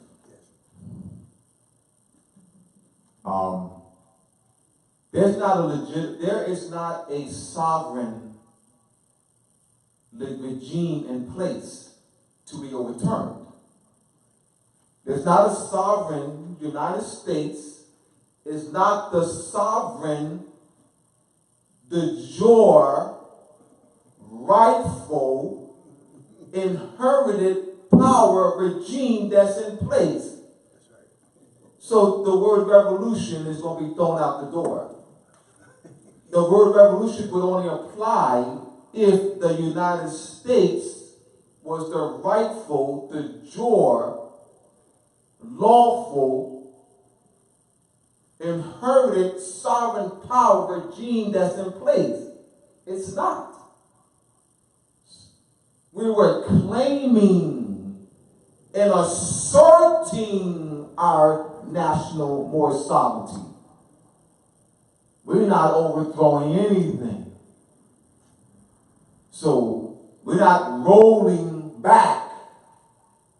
We're not overturning a legitimate, sovereign, inherited, de jure regime. The United States is not that. That's for FBI, CIA, Homeland Security. That's right. That's right. All right? That's right. Be very clear. That's right. FBI, they're listening. CIA, they're listening. Homeland Security, They got our seal, they're listening. All right? Hear me out. Turn the ego into All right? Both of these are ours, but we're going to hear this out. That's right. All right? Because we don't want to be misconstrued. Because that's what they do, brother. That's right. FBI, Homeland Security, CIA. I know you listen. We're not going to be misconstrued. We're going to be abundantly clear what we're doing, what we're claiming. We are the rightful heirs. You wear our fezzes at your Masonic lodges. You also have these parades. The ancient Arabic order knows Mr. Shrine, called Sovereign International, Shrine International, have the annual parades and wear our Moorish fezzes. The ancient Arabic, we have also the mystic order, the Veil Prophet, the Chanter Ram, established in 1851 in Hamilton, New York. You wear our black Moorish fezzes. All right, you do this. Islam. All right, Assalamu alaikum is the official greeting of the Shriners. So we want to be very abundantly clear. All right? So that's why I just had to clarify that revolution. We throwing that in the trash. It's a reclaim. We will not use the word revolution. We're using the word reclaiming. Our lawful Moorish estate and asserting our Moorish national sovereignty, which is our divine inherited right to do. Absolutely.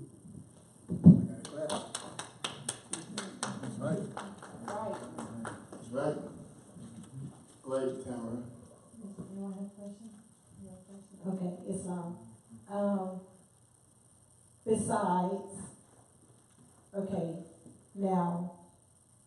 Besides the COINTELPRO operations that has taken place and probably still in place, I can't say that without verification myself. I say probably still in place. With that, just say if we kind of curve that to the side and we look at the foundations of what Prophet Noble Drew Ali has put in place for the Moors to reclaim their nationality through the religious alphabet. Would one say it is best to use to stand on that foundation that's been laid and build the house up from there instead of, because that house has a squatter in it, the squatter must move. It's easier to remove the squatter off the foundation and build on that, as opposed to just leaving the squatter in there and starting all back over with the tilling of the land, and now you got to lay the foundation of the framework and all those things. Would it be wise to say, would it be best to continue to build from the foundation that was laid from Prophet Noble Ali? He didn't lay the foundation. It's already laid. He just came along and said, I see the foundation. No, I'm talking about the foundation of the Moorish science He temple. erected something on the foundation. Okay. See, he couldn't lay the foundation because it was already laid by ancestors. He just found the line, the boundary line. He seen the line. Oh, that's where the foundation started. Mm-hmm. So by doing that, he pointed to the foundation. And what he did was he came back and stayed claiming the foundation. That's what he did. So what we're supposed to do collectively is come together and stay claims like Noble Drew Ali did. I wouldn't care if you live down in Oregon. Stake a claim. Like Noble Drew Ali did. And when you stake it, have some manhood and some womanhood to say, hey, listen, we're going to come here, we're going to do our own census. This is who we was. We're going to log down when a baby is born. We're going to do this. We're going to do this. We're going to do this. And then on top of that, once this is done, you got to have government-to-government relationship.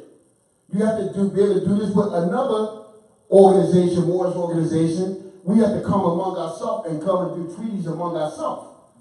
Strengthen ourselves with our own assemblies.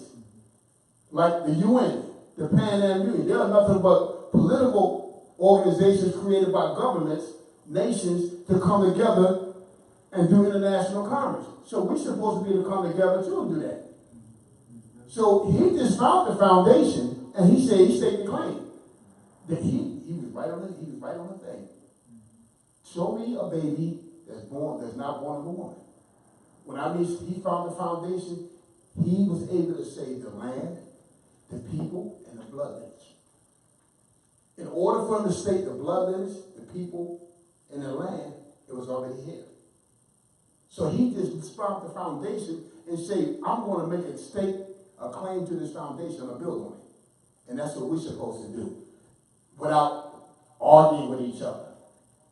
I wouldn't care if Sister Tamara had 1,000 people and she got the strength and the courage enough through the Spirit to get everything done, log everything in, find all the agencies, send them, and go to the embassy and say, hey, I'm the council. And guess what happened? They greet her, let her walk right in.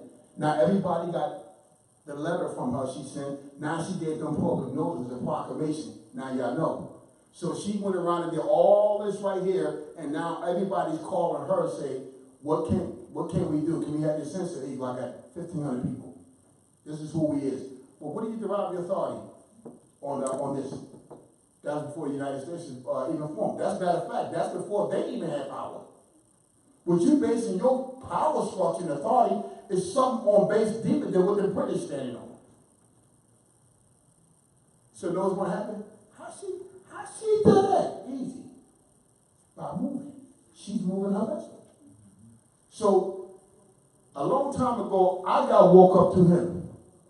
It was called me Johnny Cochran. I go to courtrooms and help people out. But this man said something that made a lot of sense. He said, you got to be in your proper person. Let's start with me. What is he talking about? Whoa. What do you mean proper person?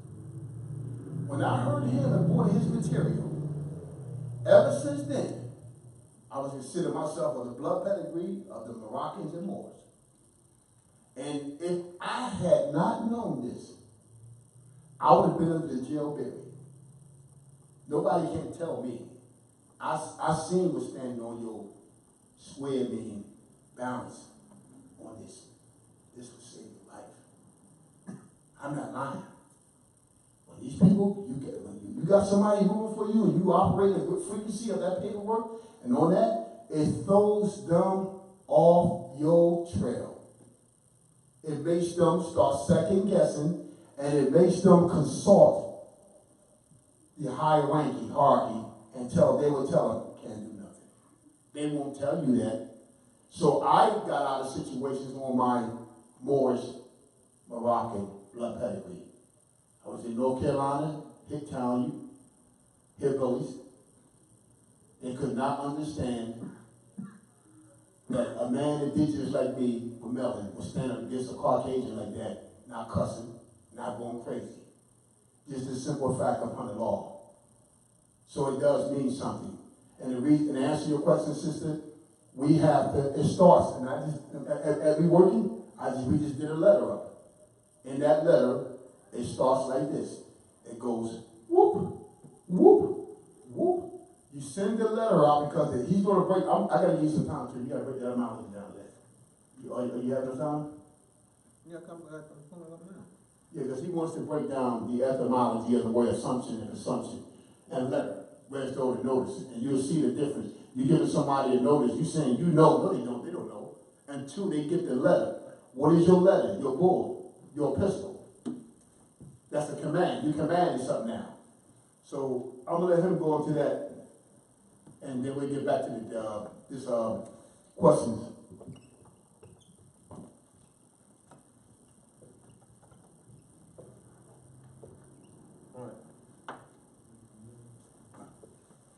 I'm not blocking anybody. Now, put an assumption over here. His letter. I'll do that. All right. We all know that pre means before. AS is a form of AD. All right. To. Salt means take. To take. All right. Before. Take. Before. All right. Take before. All right. To take. We have the word letter. The word letter. Coming that in the Greek you have epistle. All right? All right, so looking at here, looking at command. So we're gonna look at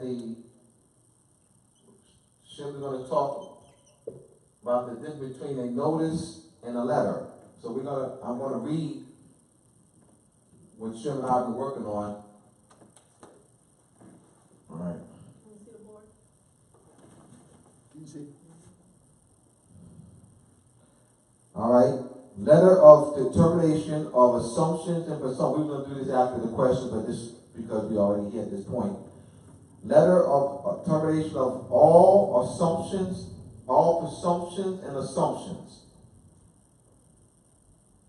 This is what Shem and I have been working on.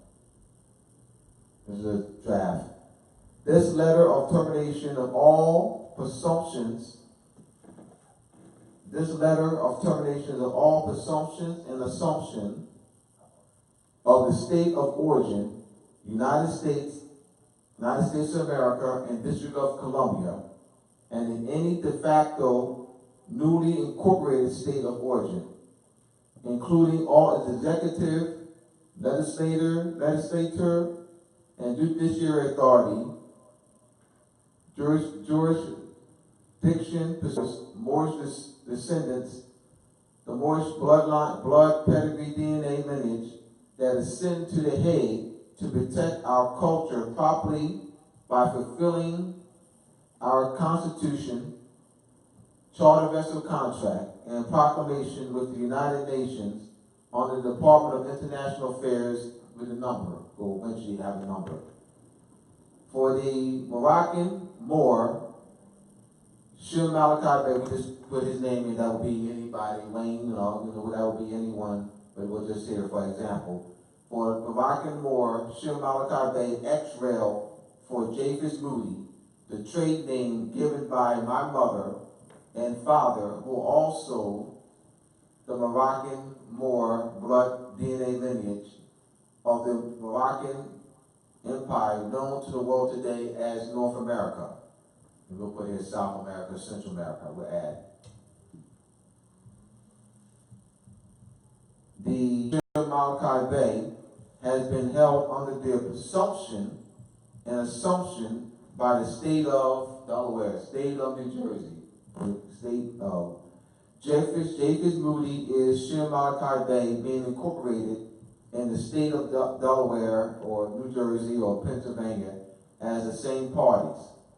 On June 10th, 1965, my mother pushed forth in existence a baby of the Moorish blood pedigree, DNA lineage, being unaware of my Aboriginal and indigenous people, Moroccan, Moor, American heritage, natural rights, and claims. The state of Pennsylvania has used the name that my mother and father put on the hospital registration form to be registered to be a resident of the state of Pennsylvania and the citizen of the United States without considering my mother's and father's blood pedigree, DNA lineage status as foreign to the United States and as the Moroccan Moorish national of the Moroccan Empire, an empire that signed treaties with England, Great Britain, France, Spain, Netherlands, and the majority United States of North America. At no time from my birth did my mother and father inform the state of Delaware, Pennsylvania, United States of my nationality status. This is my formal communication letter to all states of Pennsylvania and the United States of North America departments, agencies, courts, and its created organizations, trusts, foundations, and titles that Shem Malachi Bay is indigenous to the land of Northwest East Central Morocco as native Moroccan Moorish, and do not claim and make it publicly, and do now claim and make it publicly clear of my Moorish pedigree DNA lineage status. The state of Pennsylvania must take into account the stare decisis precedents of the Supreme Court of the United States. The Supreme Court of the United States decision in Dred Scott makes it factually clear that a man or woman of African descent do not have rights under the Constitution of the United States of America with the status of Negro, colored, black, African American. So we're still, so this is just in the draft stage. He's going to continue and talk about the process and difference between a notice and a letter. Thank you, Thank you for your time to correct me on some of the stuff, and he went into the deepness of it, because this is where it's at. Now we talk about censor. Now I'm going to get you a censor about claiming who you are. A letter is an epistle. This is why the spiritual leaders in temples and private societies use letters, because the epistles mean what they command. So we're going to send them letters. We're commanding them.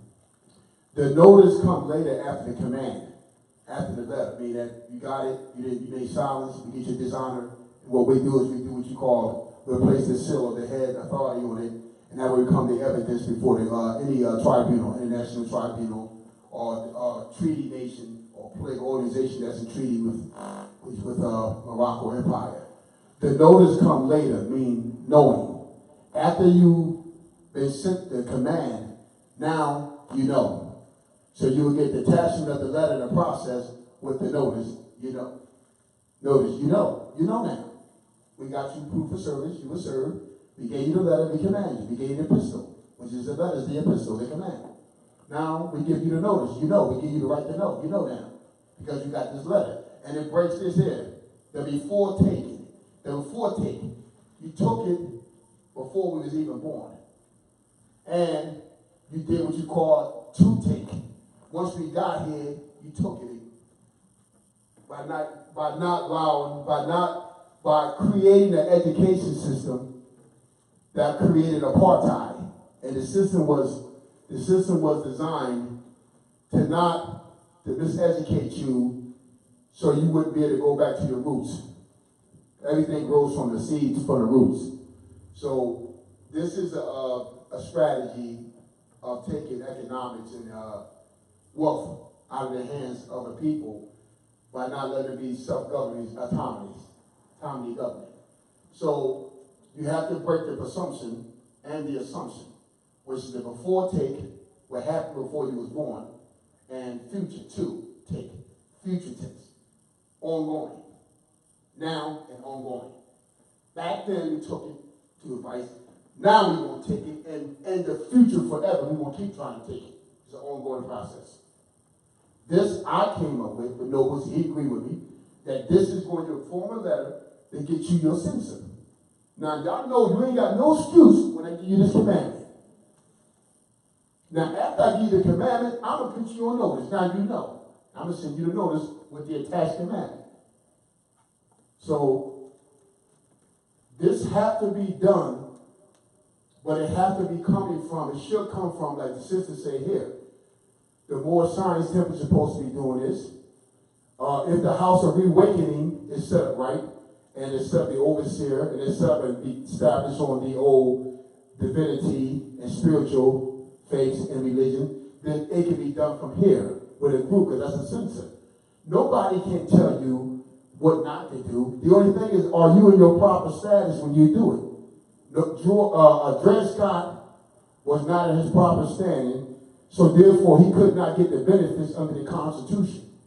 Because a Negro, black, and colored, or Afro-American cannot get anything. Only thing they can do is get rights, privileges from the District of Columbia. The District of Columbia can form on the states to deal with what they consider their property. Because the slaves came in on international trade, so they say, or the binding, people are binding. That's a story that's not true, but the thing is to get our people to go ahead and keep believing that they came from just Africa.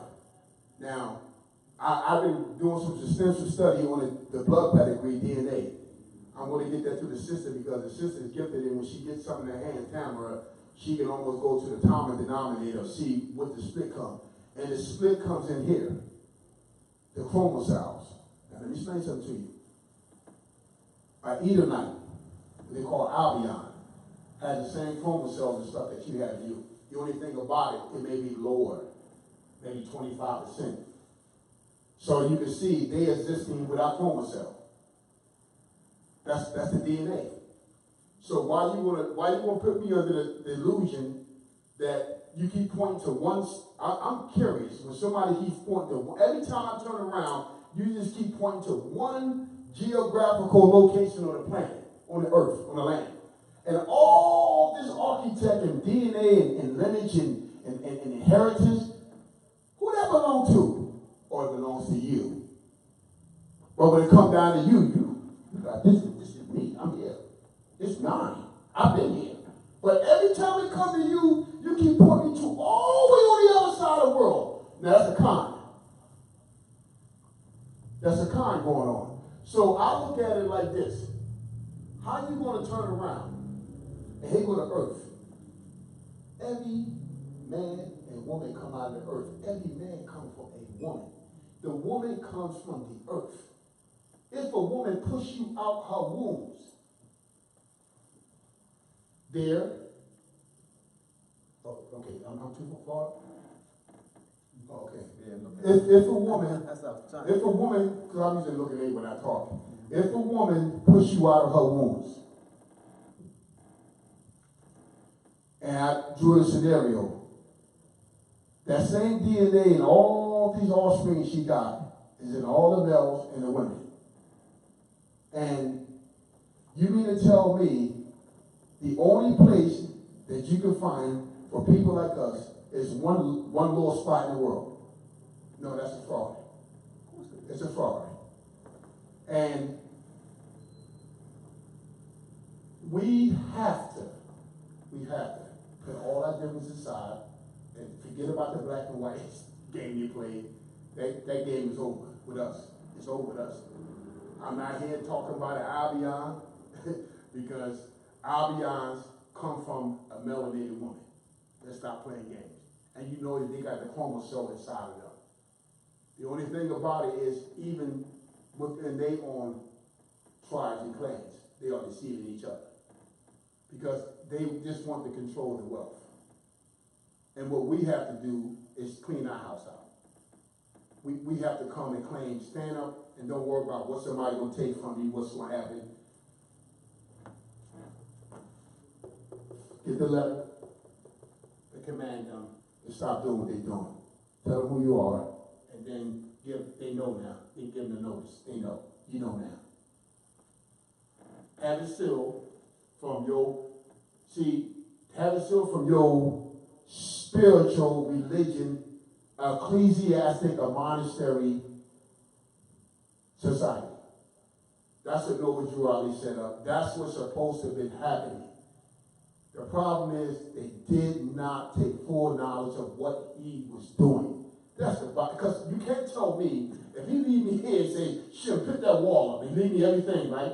And I come back, he come back and I say, wait a minute. Somebody come and say, Abdul tell you to put the wall up. I said, well, Abdul ain't told me how to use the level. He ain't told me how to miss the model. That means he didn't tell you everything. You wasn't a real mason. He didn't train you to be a real mason. He taught you the fundamentals of it. The fundamentals of it, but he didn't teach you the engineer part of it. That's all. Don't feel shame. Because if you say it's like that, then I'm going to ask you a question. Where's our census? And where's our government? He did government relationship. He sat right there from his thing. He had his seal. He had the grand sheets.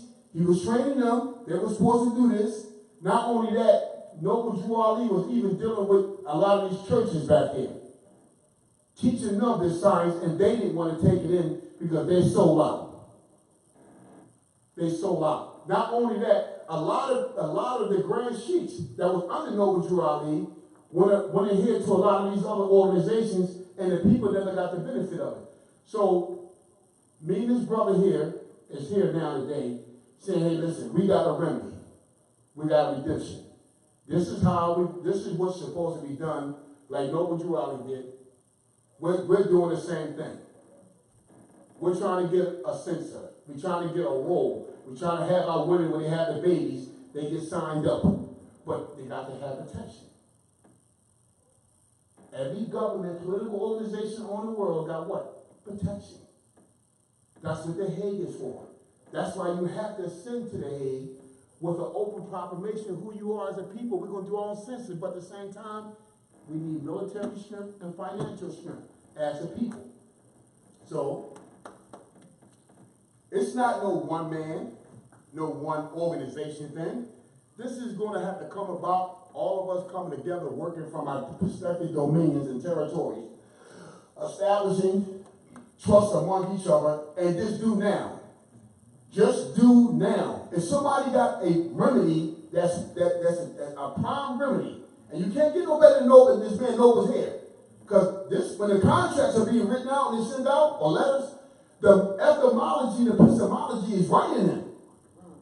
So now, we don't know, thinking that presuming and assuming, they taking stuff. I mean, we before to them, and we going to keep on doing it.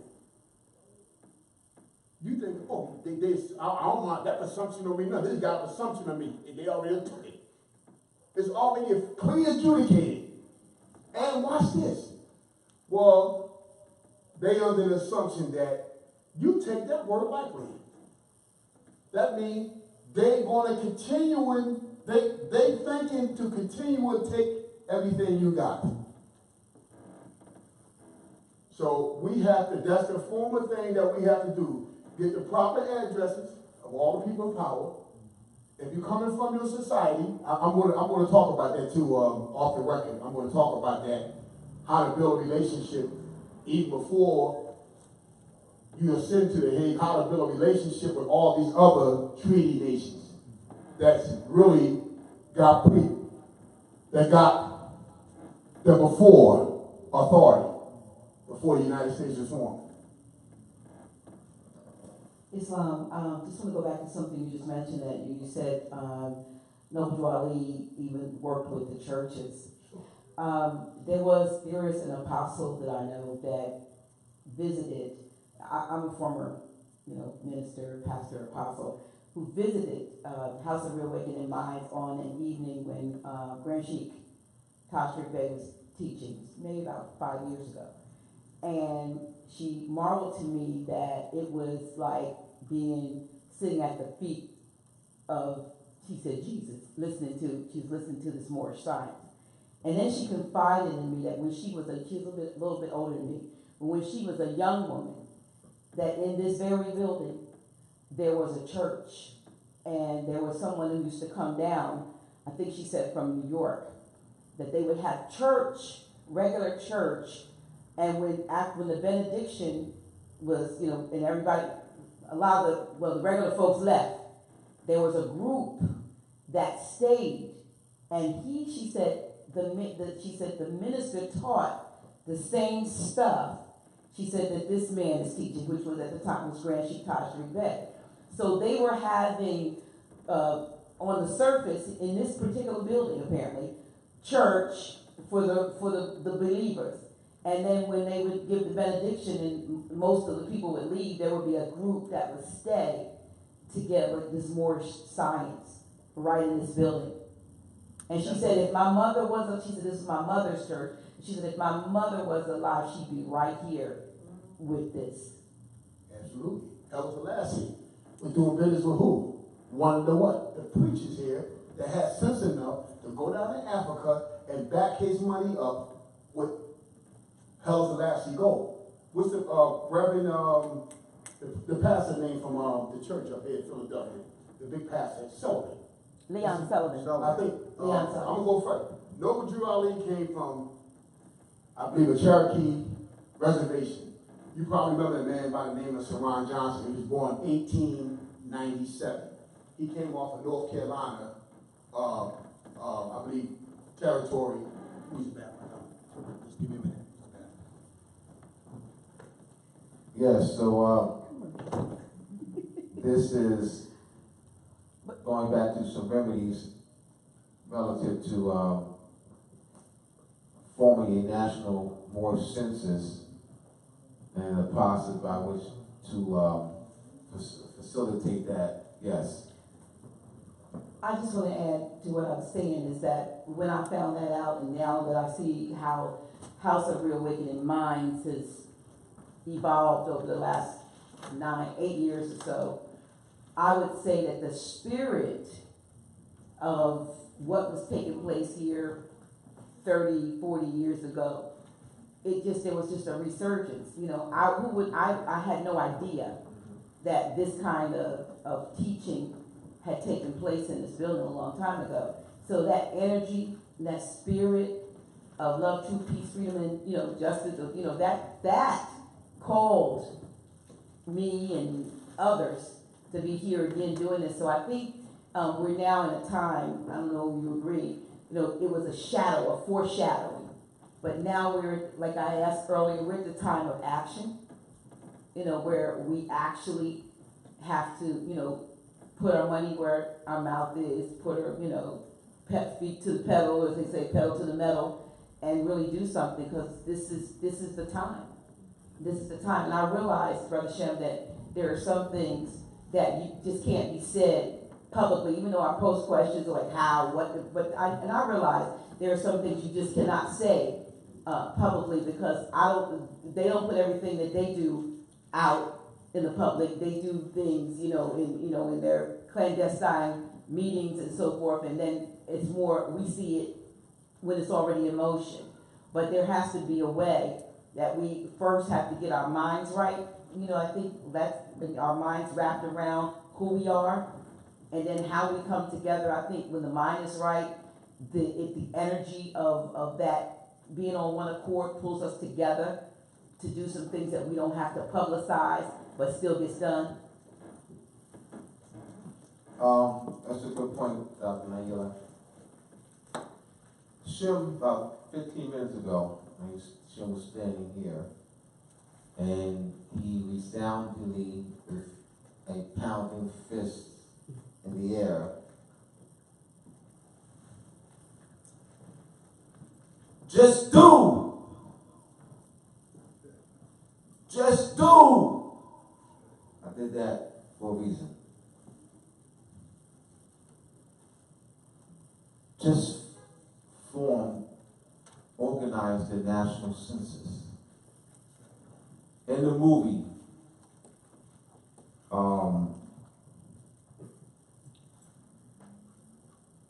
when they build it, they will come. What's it called? They're building. When they build it, if we build it, they will come. Field of dreams. Thank you. Field the dreams. Thank you. If we build it, they will come. Just do. All right, I had to say that. What I mean, just do is my energy, his energy. Glad to have a sister. The sisters around us.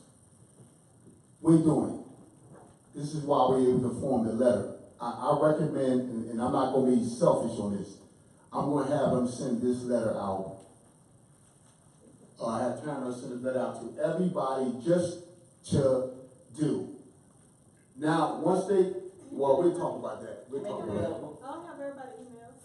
No, you know what I mean. But anybody I that's know, interested. I thought, I'm like that too. Well, that anybody that's Like, wow. anybody That's new to me. that's listening to this and they contact you. Actually, what we'll do, we'll just put it in a folder section on the House of Reawakening Mind. Right. And that way they can just grab it out there. That's right. We actually get a form. Now, what happens is everybody will have the opportunity to have. Now, when you get it, it's going to have to be endorsed by like the more science temples. I recommend that they get the brand sheet to endorse it at the council, because under the federal rules of evidence and international law, when a council sells pills or something, that's prime official evidence. That's powerful.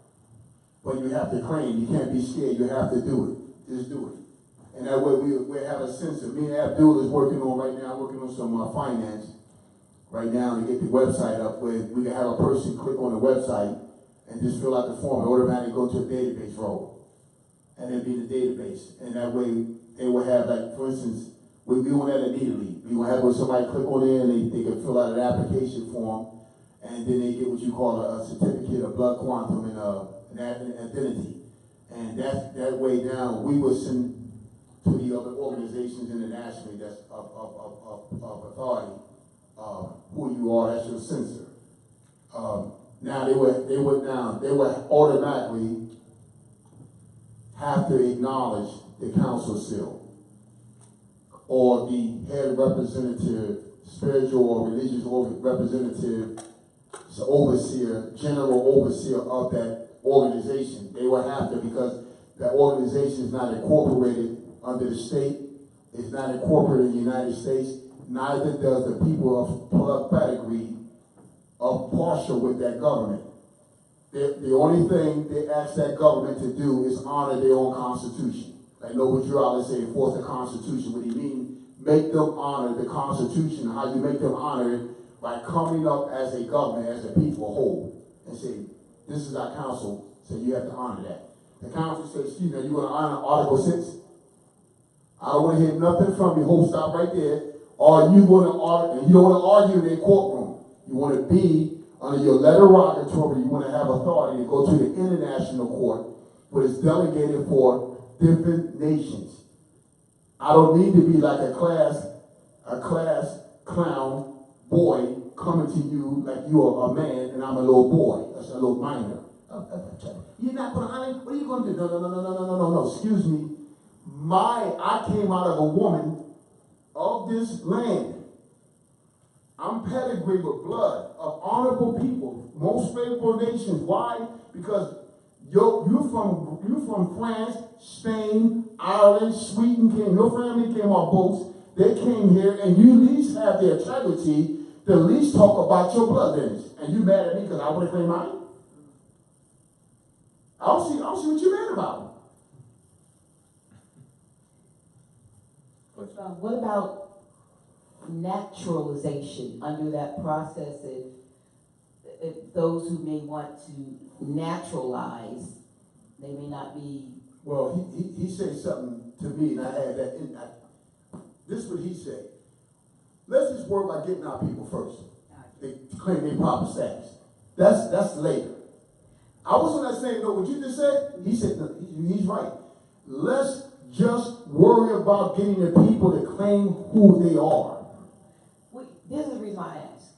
As you know, there arose some controversy when there were some Moors, assumed they were, from the bloodline Moors, because of who their mother and father was. They may have had their mother. Turns out their mother wasn't Moorish. Maybe the father was, and those people were disqualified after they had nationalized, that they were not Moors. And for all intents and purposes, they may look like Moors, but because who were their, we come to the bloodline of the mother, these people were then disqualified. You have people who say, well, I must be Moorish because, my father is this, and then they're going to say, oh no, because your mother's not.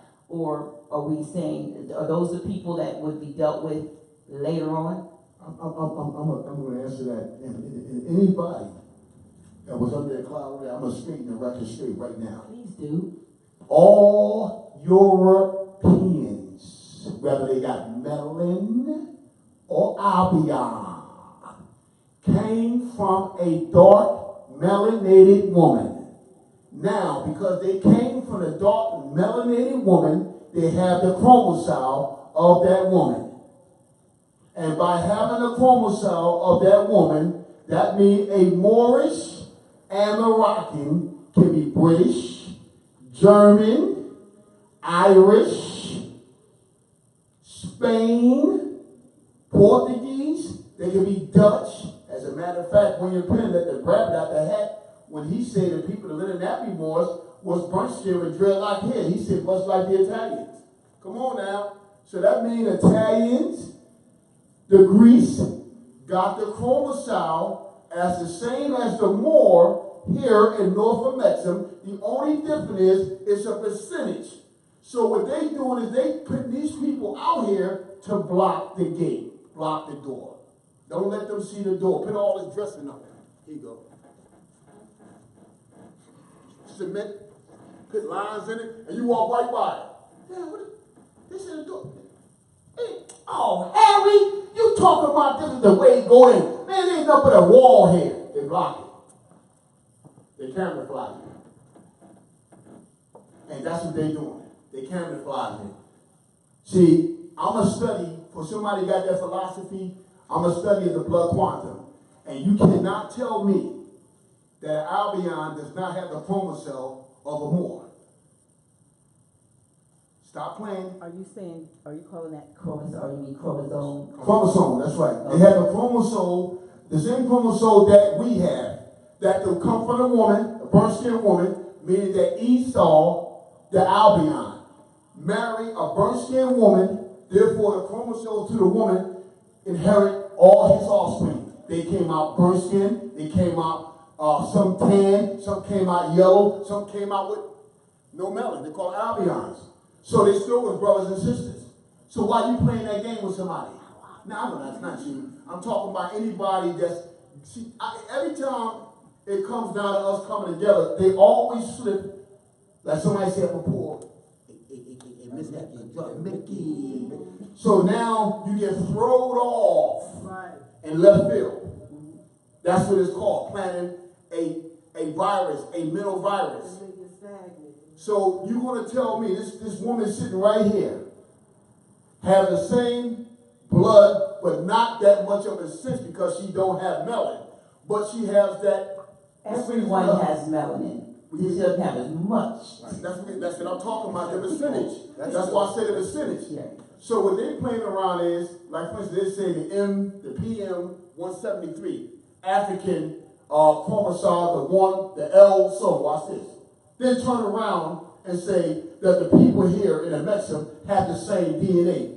They turn around and say they once called themselves the Native Americans, the Native melanated people, which they call Indians.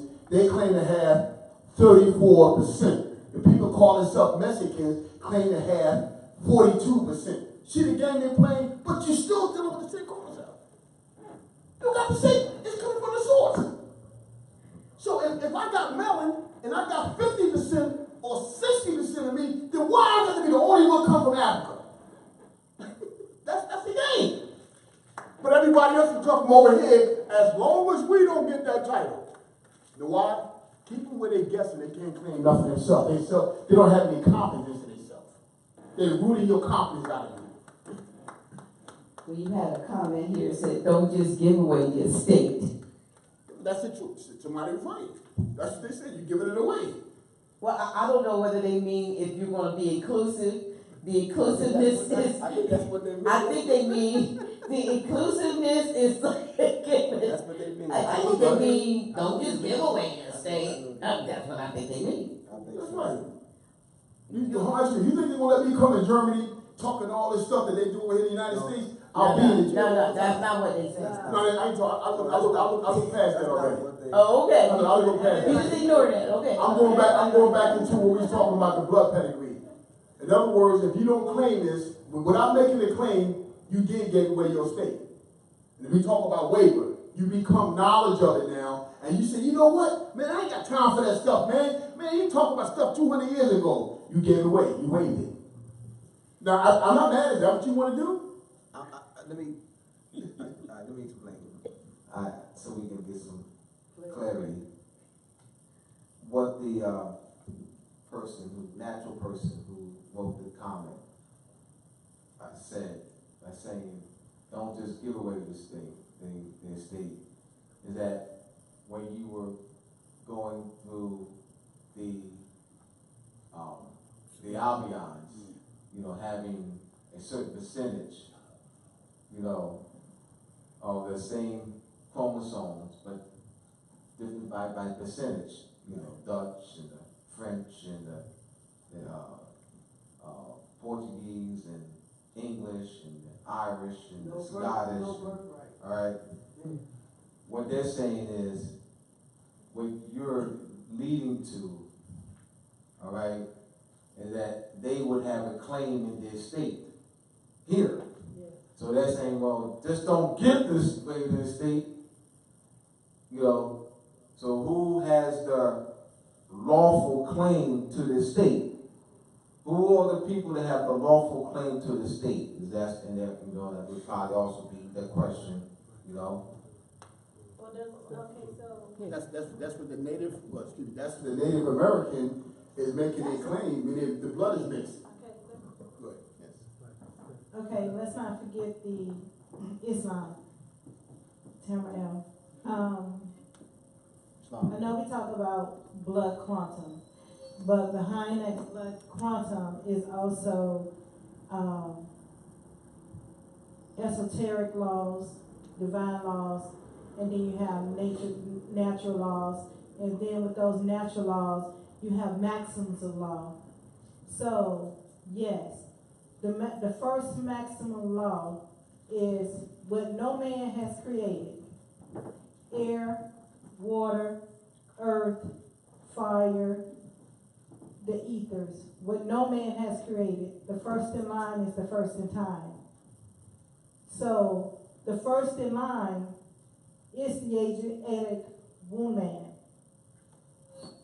So we are the custodians of the earth. Anything thereafter that's duplicated within us is a part of us, but it's not the first in line as the custodian. And that cannot be given away, from which it was bestowed upon first in line, first in time. That's the violation of the usurpation.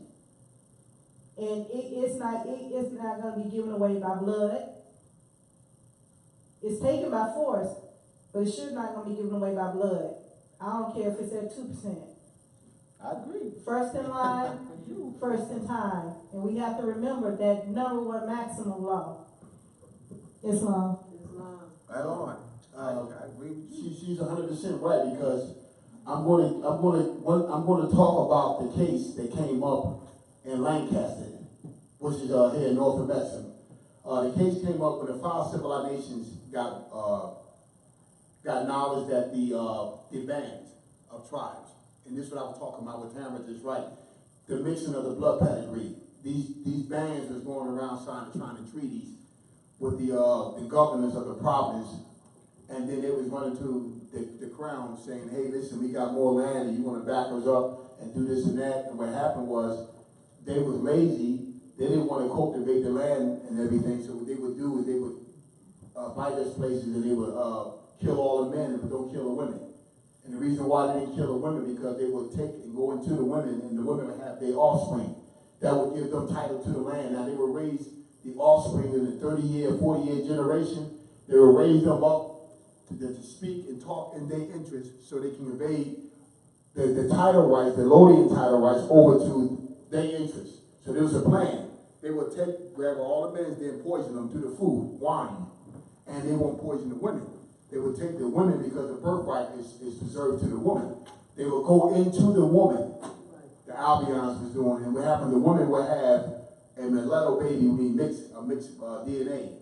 Now, because she had authority under clan and tribe, they were raised, social engineer that baby, boy or woman, or boy or girl, into a frame of mind that when they go to do contract in the future, they will bend to them as if they conveyed a Lothian title.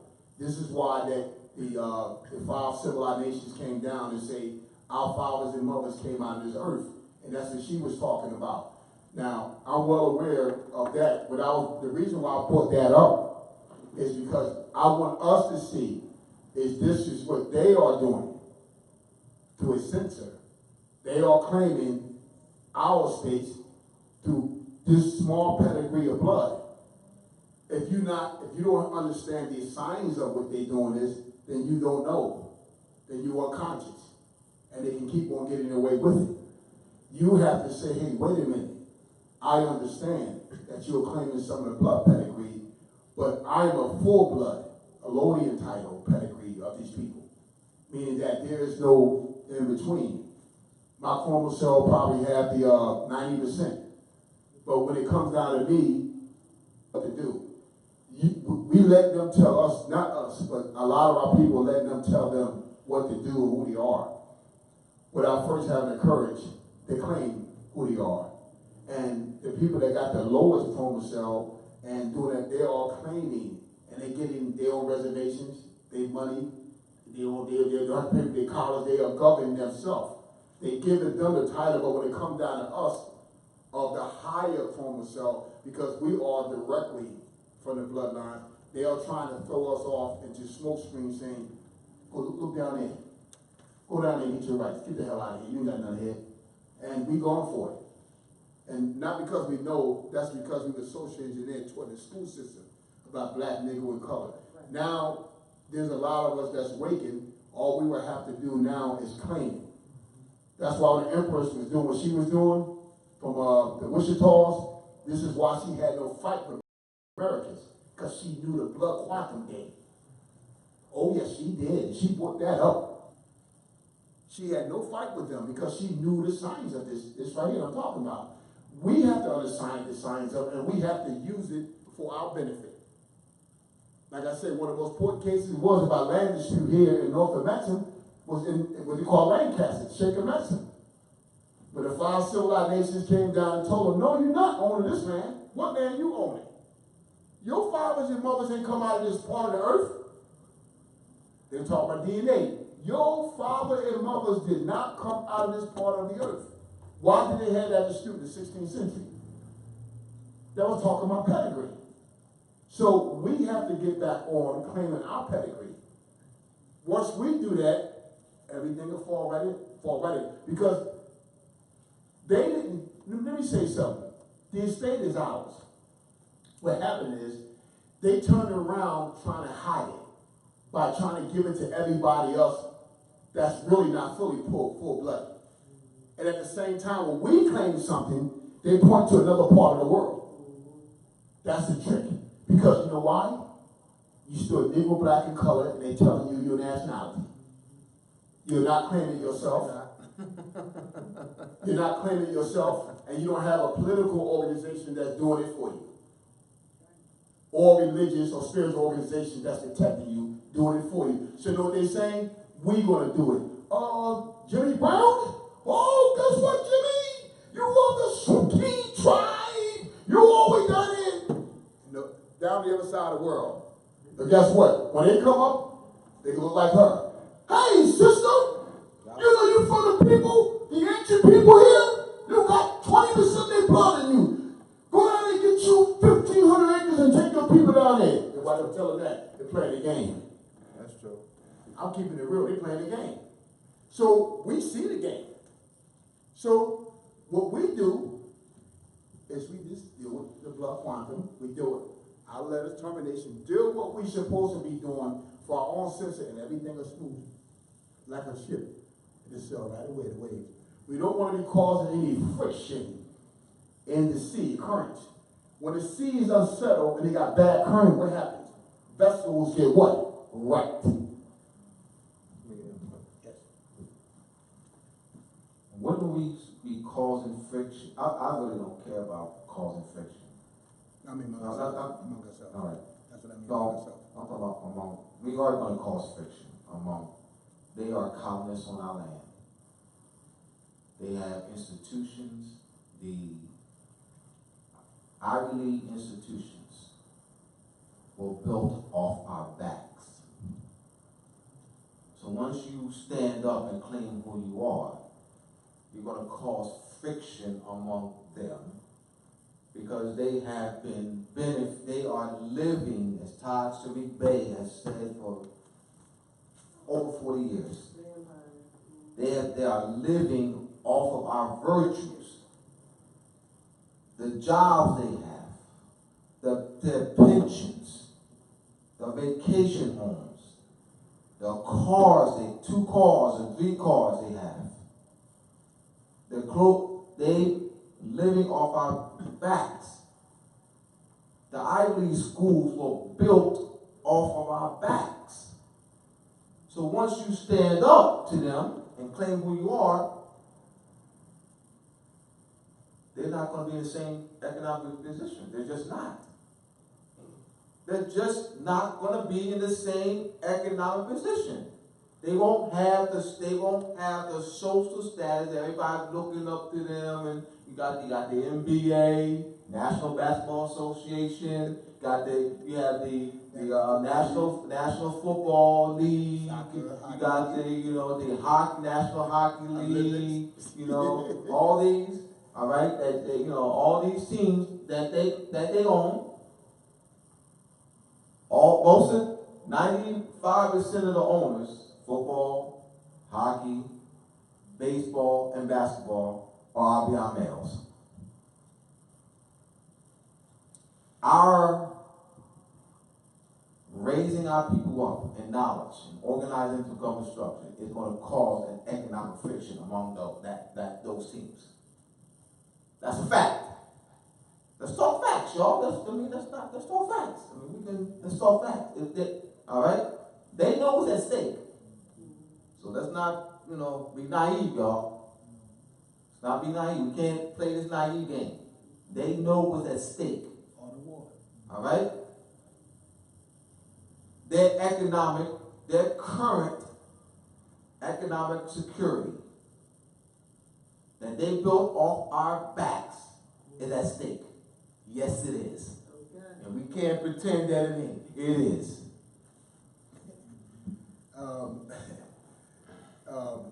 They say that if you got an enemy and you know who the enemy is, you could be more fortified. You can fort yourself, protect yourself more if you don't let him know. In other words, the knowledge to know who an enemy is the ability to fight the war. You can have an enemy around you and don't let him know. As long as you know he's an enemy or she's an enemy, you can win a war. You won already. because you know the strategic moves that you have to make when you're dealing with this enemy. Now, I've been talking to you about this before, about the art of war, about knowing your enemy, which a lot of people don't know their enemy, and you're right. That is going to take the economical spoon out their mouth. But the thing about it is, you know that economical spoon will turn them into your enemy. Not only them, but majority or heavily populated of our people that rely on the system.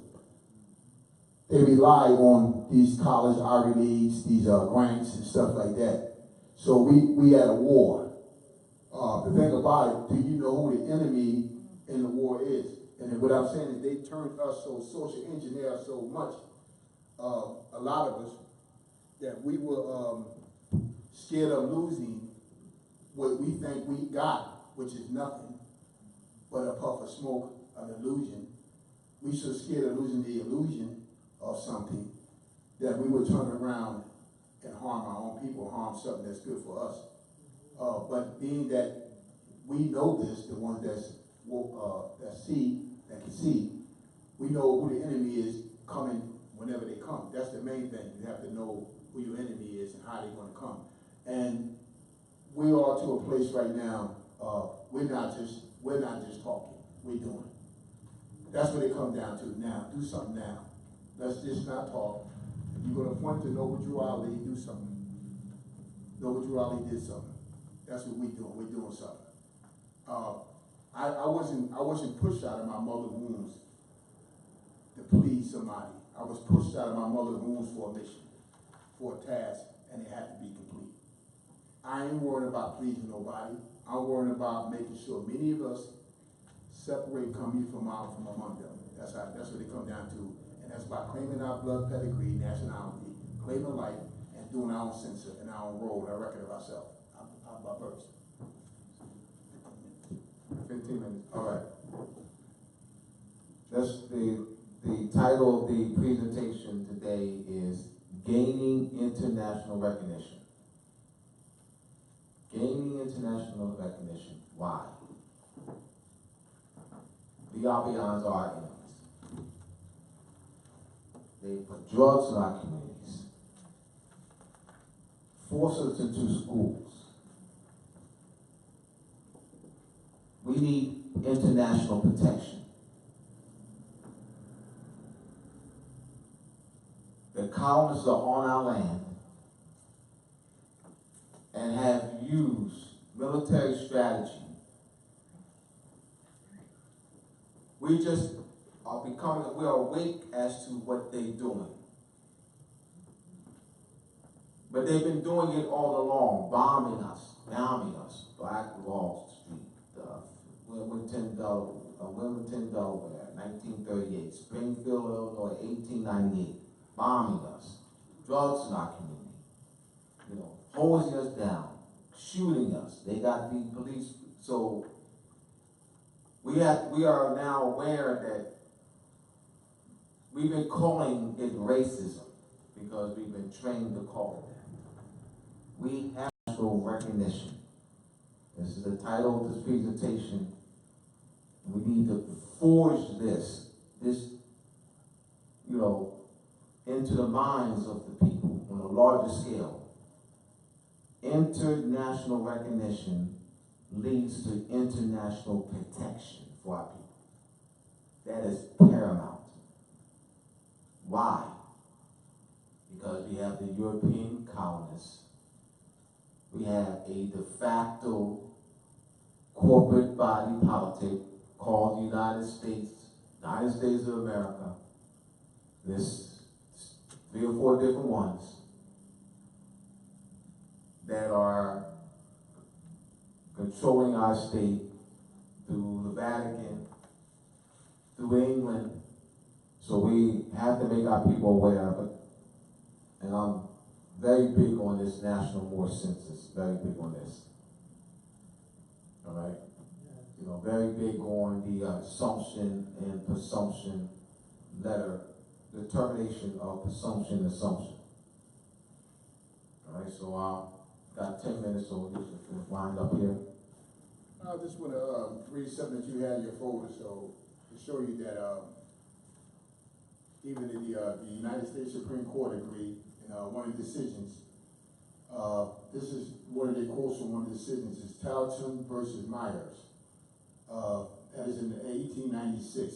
This is the Supreme Court. Power of local self-government enjoyed by the Cherokee Nation exists prior to the Constitution. They are not federal powers arising from the created by the Constitution of the United States. Now, they specifically saying that your inherent rights are yours. Before we was even here, before we came off these ships of these foreign crowns, these foreign kings and queens, that power already was in the people. Now, when they said the Cherokee Nation, you know that they don't say certain people of the Cherokee Nation. They just leave it broad. The Cherokee Nation was a kingdom. So that could mean that's thousands and thousands of clans and tribes and groups and societies. So you see here, just being part of a nation means a lot. They would have to honor that because it already existed. You have the authority, you just have to claim the status. That's why I say now, just do. I want to get outside and get a ride. I can't just sit here being before the arms. Somebody, come on, after Shem, we go for a ride. We sit and talk about it. In other words, we're not doing nothing. There have to be some motion. There have to be some action, movement to get from here to that vehicle.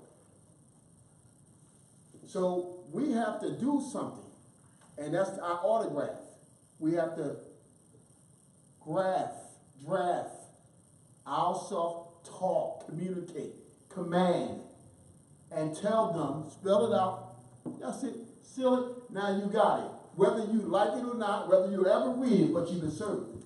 Because I'm going to tell you about these people. If they send you a letter in the mail and you don't answer it, they consider you being a dishonor. You waive something.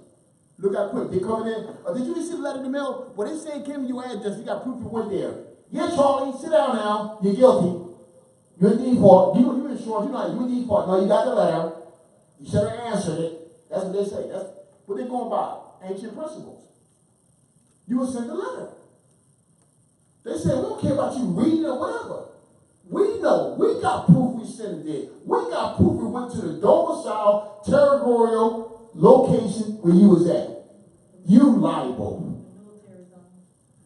That's how they look at it. Absolutely. That's how they look at it. They say you liable. So we have to be another thing coming from our domicile and our territorial grounds, latitude and longitude, and say, hey, you were served. And cut them off. Build a relationship, what I told him. Build, you go to embassy, council walking. This is British embassy? Yes, I'm the council for the so-and-so Moroccan Empire. Yes, here you go. Where we go at? Oh, right here, this is an agency. Go to the next one. All the treaty countries, cut them off. They know already. Stop playing around. They said, you take it, show them all the stamps you got. You went there, your council. Who comes in there? The council. Or the deputy. With courage. Not like this, oh, they're going to lock me up. They're going to kill me. Oh my God. I'm here. You can't act like that. You ain't going to get nowhere like that. That's a coward. Same way they do. They put a flag on themselves. They walk with their badge thing, and they feel proud. You walking in proud. Do now. You know now. Do it. Oh, you know what, man? You don't know what them people are going to do. You know what you need to do? Go and dig you a shovel and lay in there and tell somebody to bury you because you dead. You don't need you living. Go and get you a shovel, take you out to the cemetery and let them dig you a hole. You climb in there alive and let them bury your ass. Excuse me for saying it that way. Because you ain't no good to the people like that. You're no good to the people. This thing, listen to me. This thing is for real, man. These people got plans, man. They're not playing. I'm going to tell you how it goes. They don't care what kind of complexion your skin is now. If you the way that financial trail and what they doing, their financial plans, you getting relocated. Well, we in their way, brother. I want to be in their way. I want to be in their way. Well, you already in their way, though. of their continuing to colonize our land, which means we're in their way of their financial plans. Let's not be naive about that. We're in their way of their financial plans. Their financial plan is to continue to maintain European occupation and colonization of our Mauritius state and land. Therefore, we are standing, all right, and claiming who we are. Therefore, we are in their financial way and plans. I am not naive. We can't allow these people listening to us to be naive as to what we're doing. We are in their way of their financial plans. Well, that's why I say if you're not full of this, you might as well go and let somebody go out to the cemetery with you with a shovel and dig an 8 feet or 10 feet hole and you lay in there and let them bury you. Because you ain't no good to your people.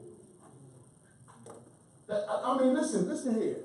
The bottom line is this. These albums, listen to me. When they come down to claiming who you are, get that old weird stuff. You in the war. Art of war. Strategy of war first is moving on the chessboard and position to protect the king and the queen. That's what the strategy is for. That's called blood lineage, pedigree, the royal bloodline. So if you're scared to say who you are and to claim who you are, and if you're scared to be part of something, and they are part of something, then hey, listen, if I'm in your way, like Abdul say, listen, I'm going to be in your way because I love my people. And I walk by the Spirit. I don't fear no flesh. I ain't running around here like crazy horse with a gun in my hand shooting innocent people. I ain't poisoning nobody's water. I ain't polluting the air. So you can listen to me all you want. You listen to me my meditations. You listen to me my prayers. You listen to me my reading. I don't care. What I care about that? What I care about that?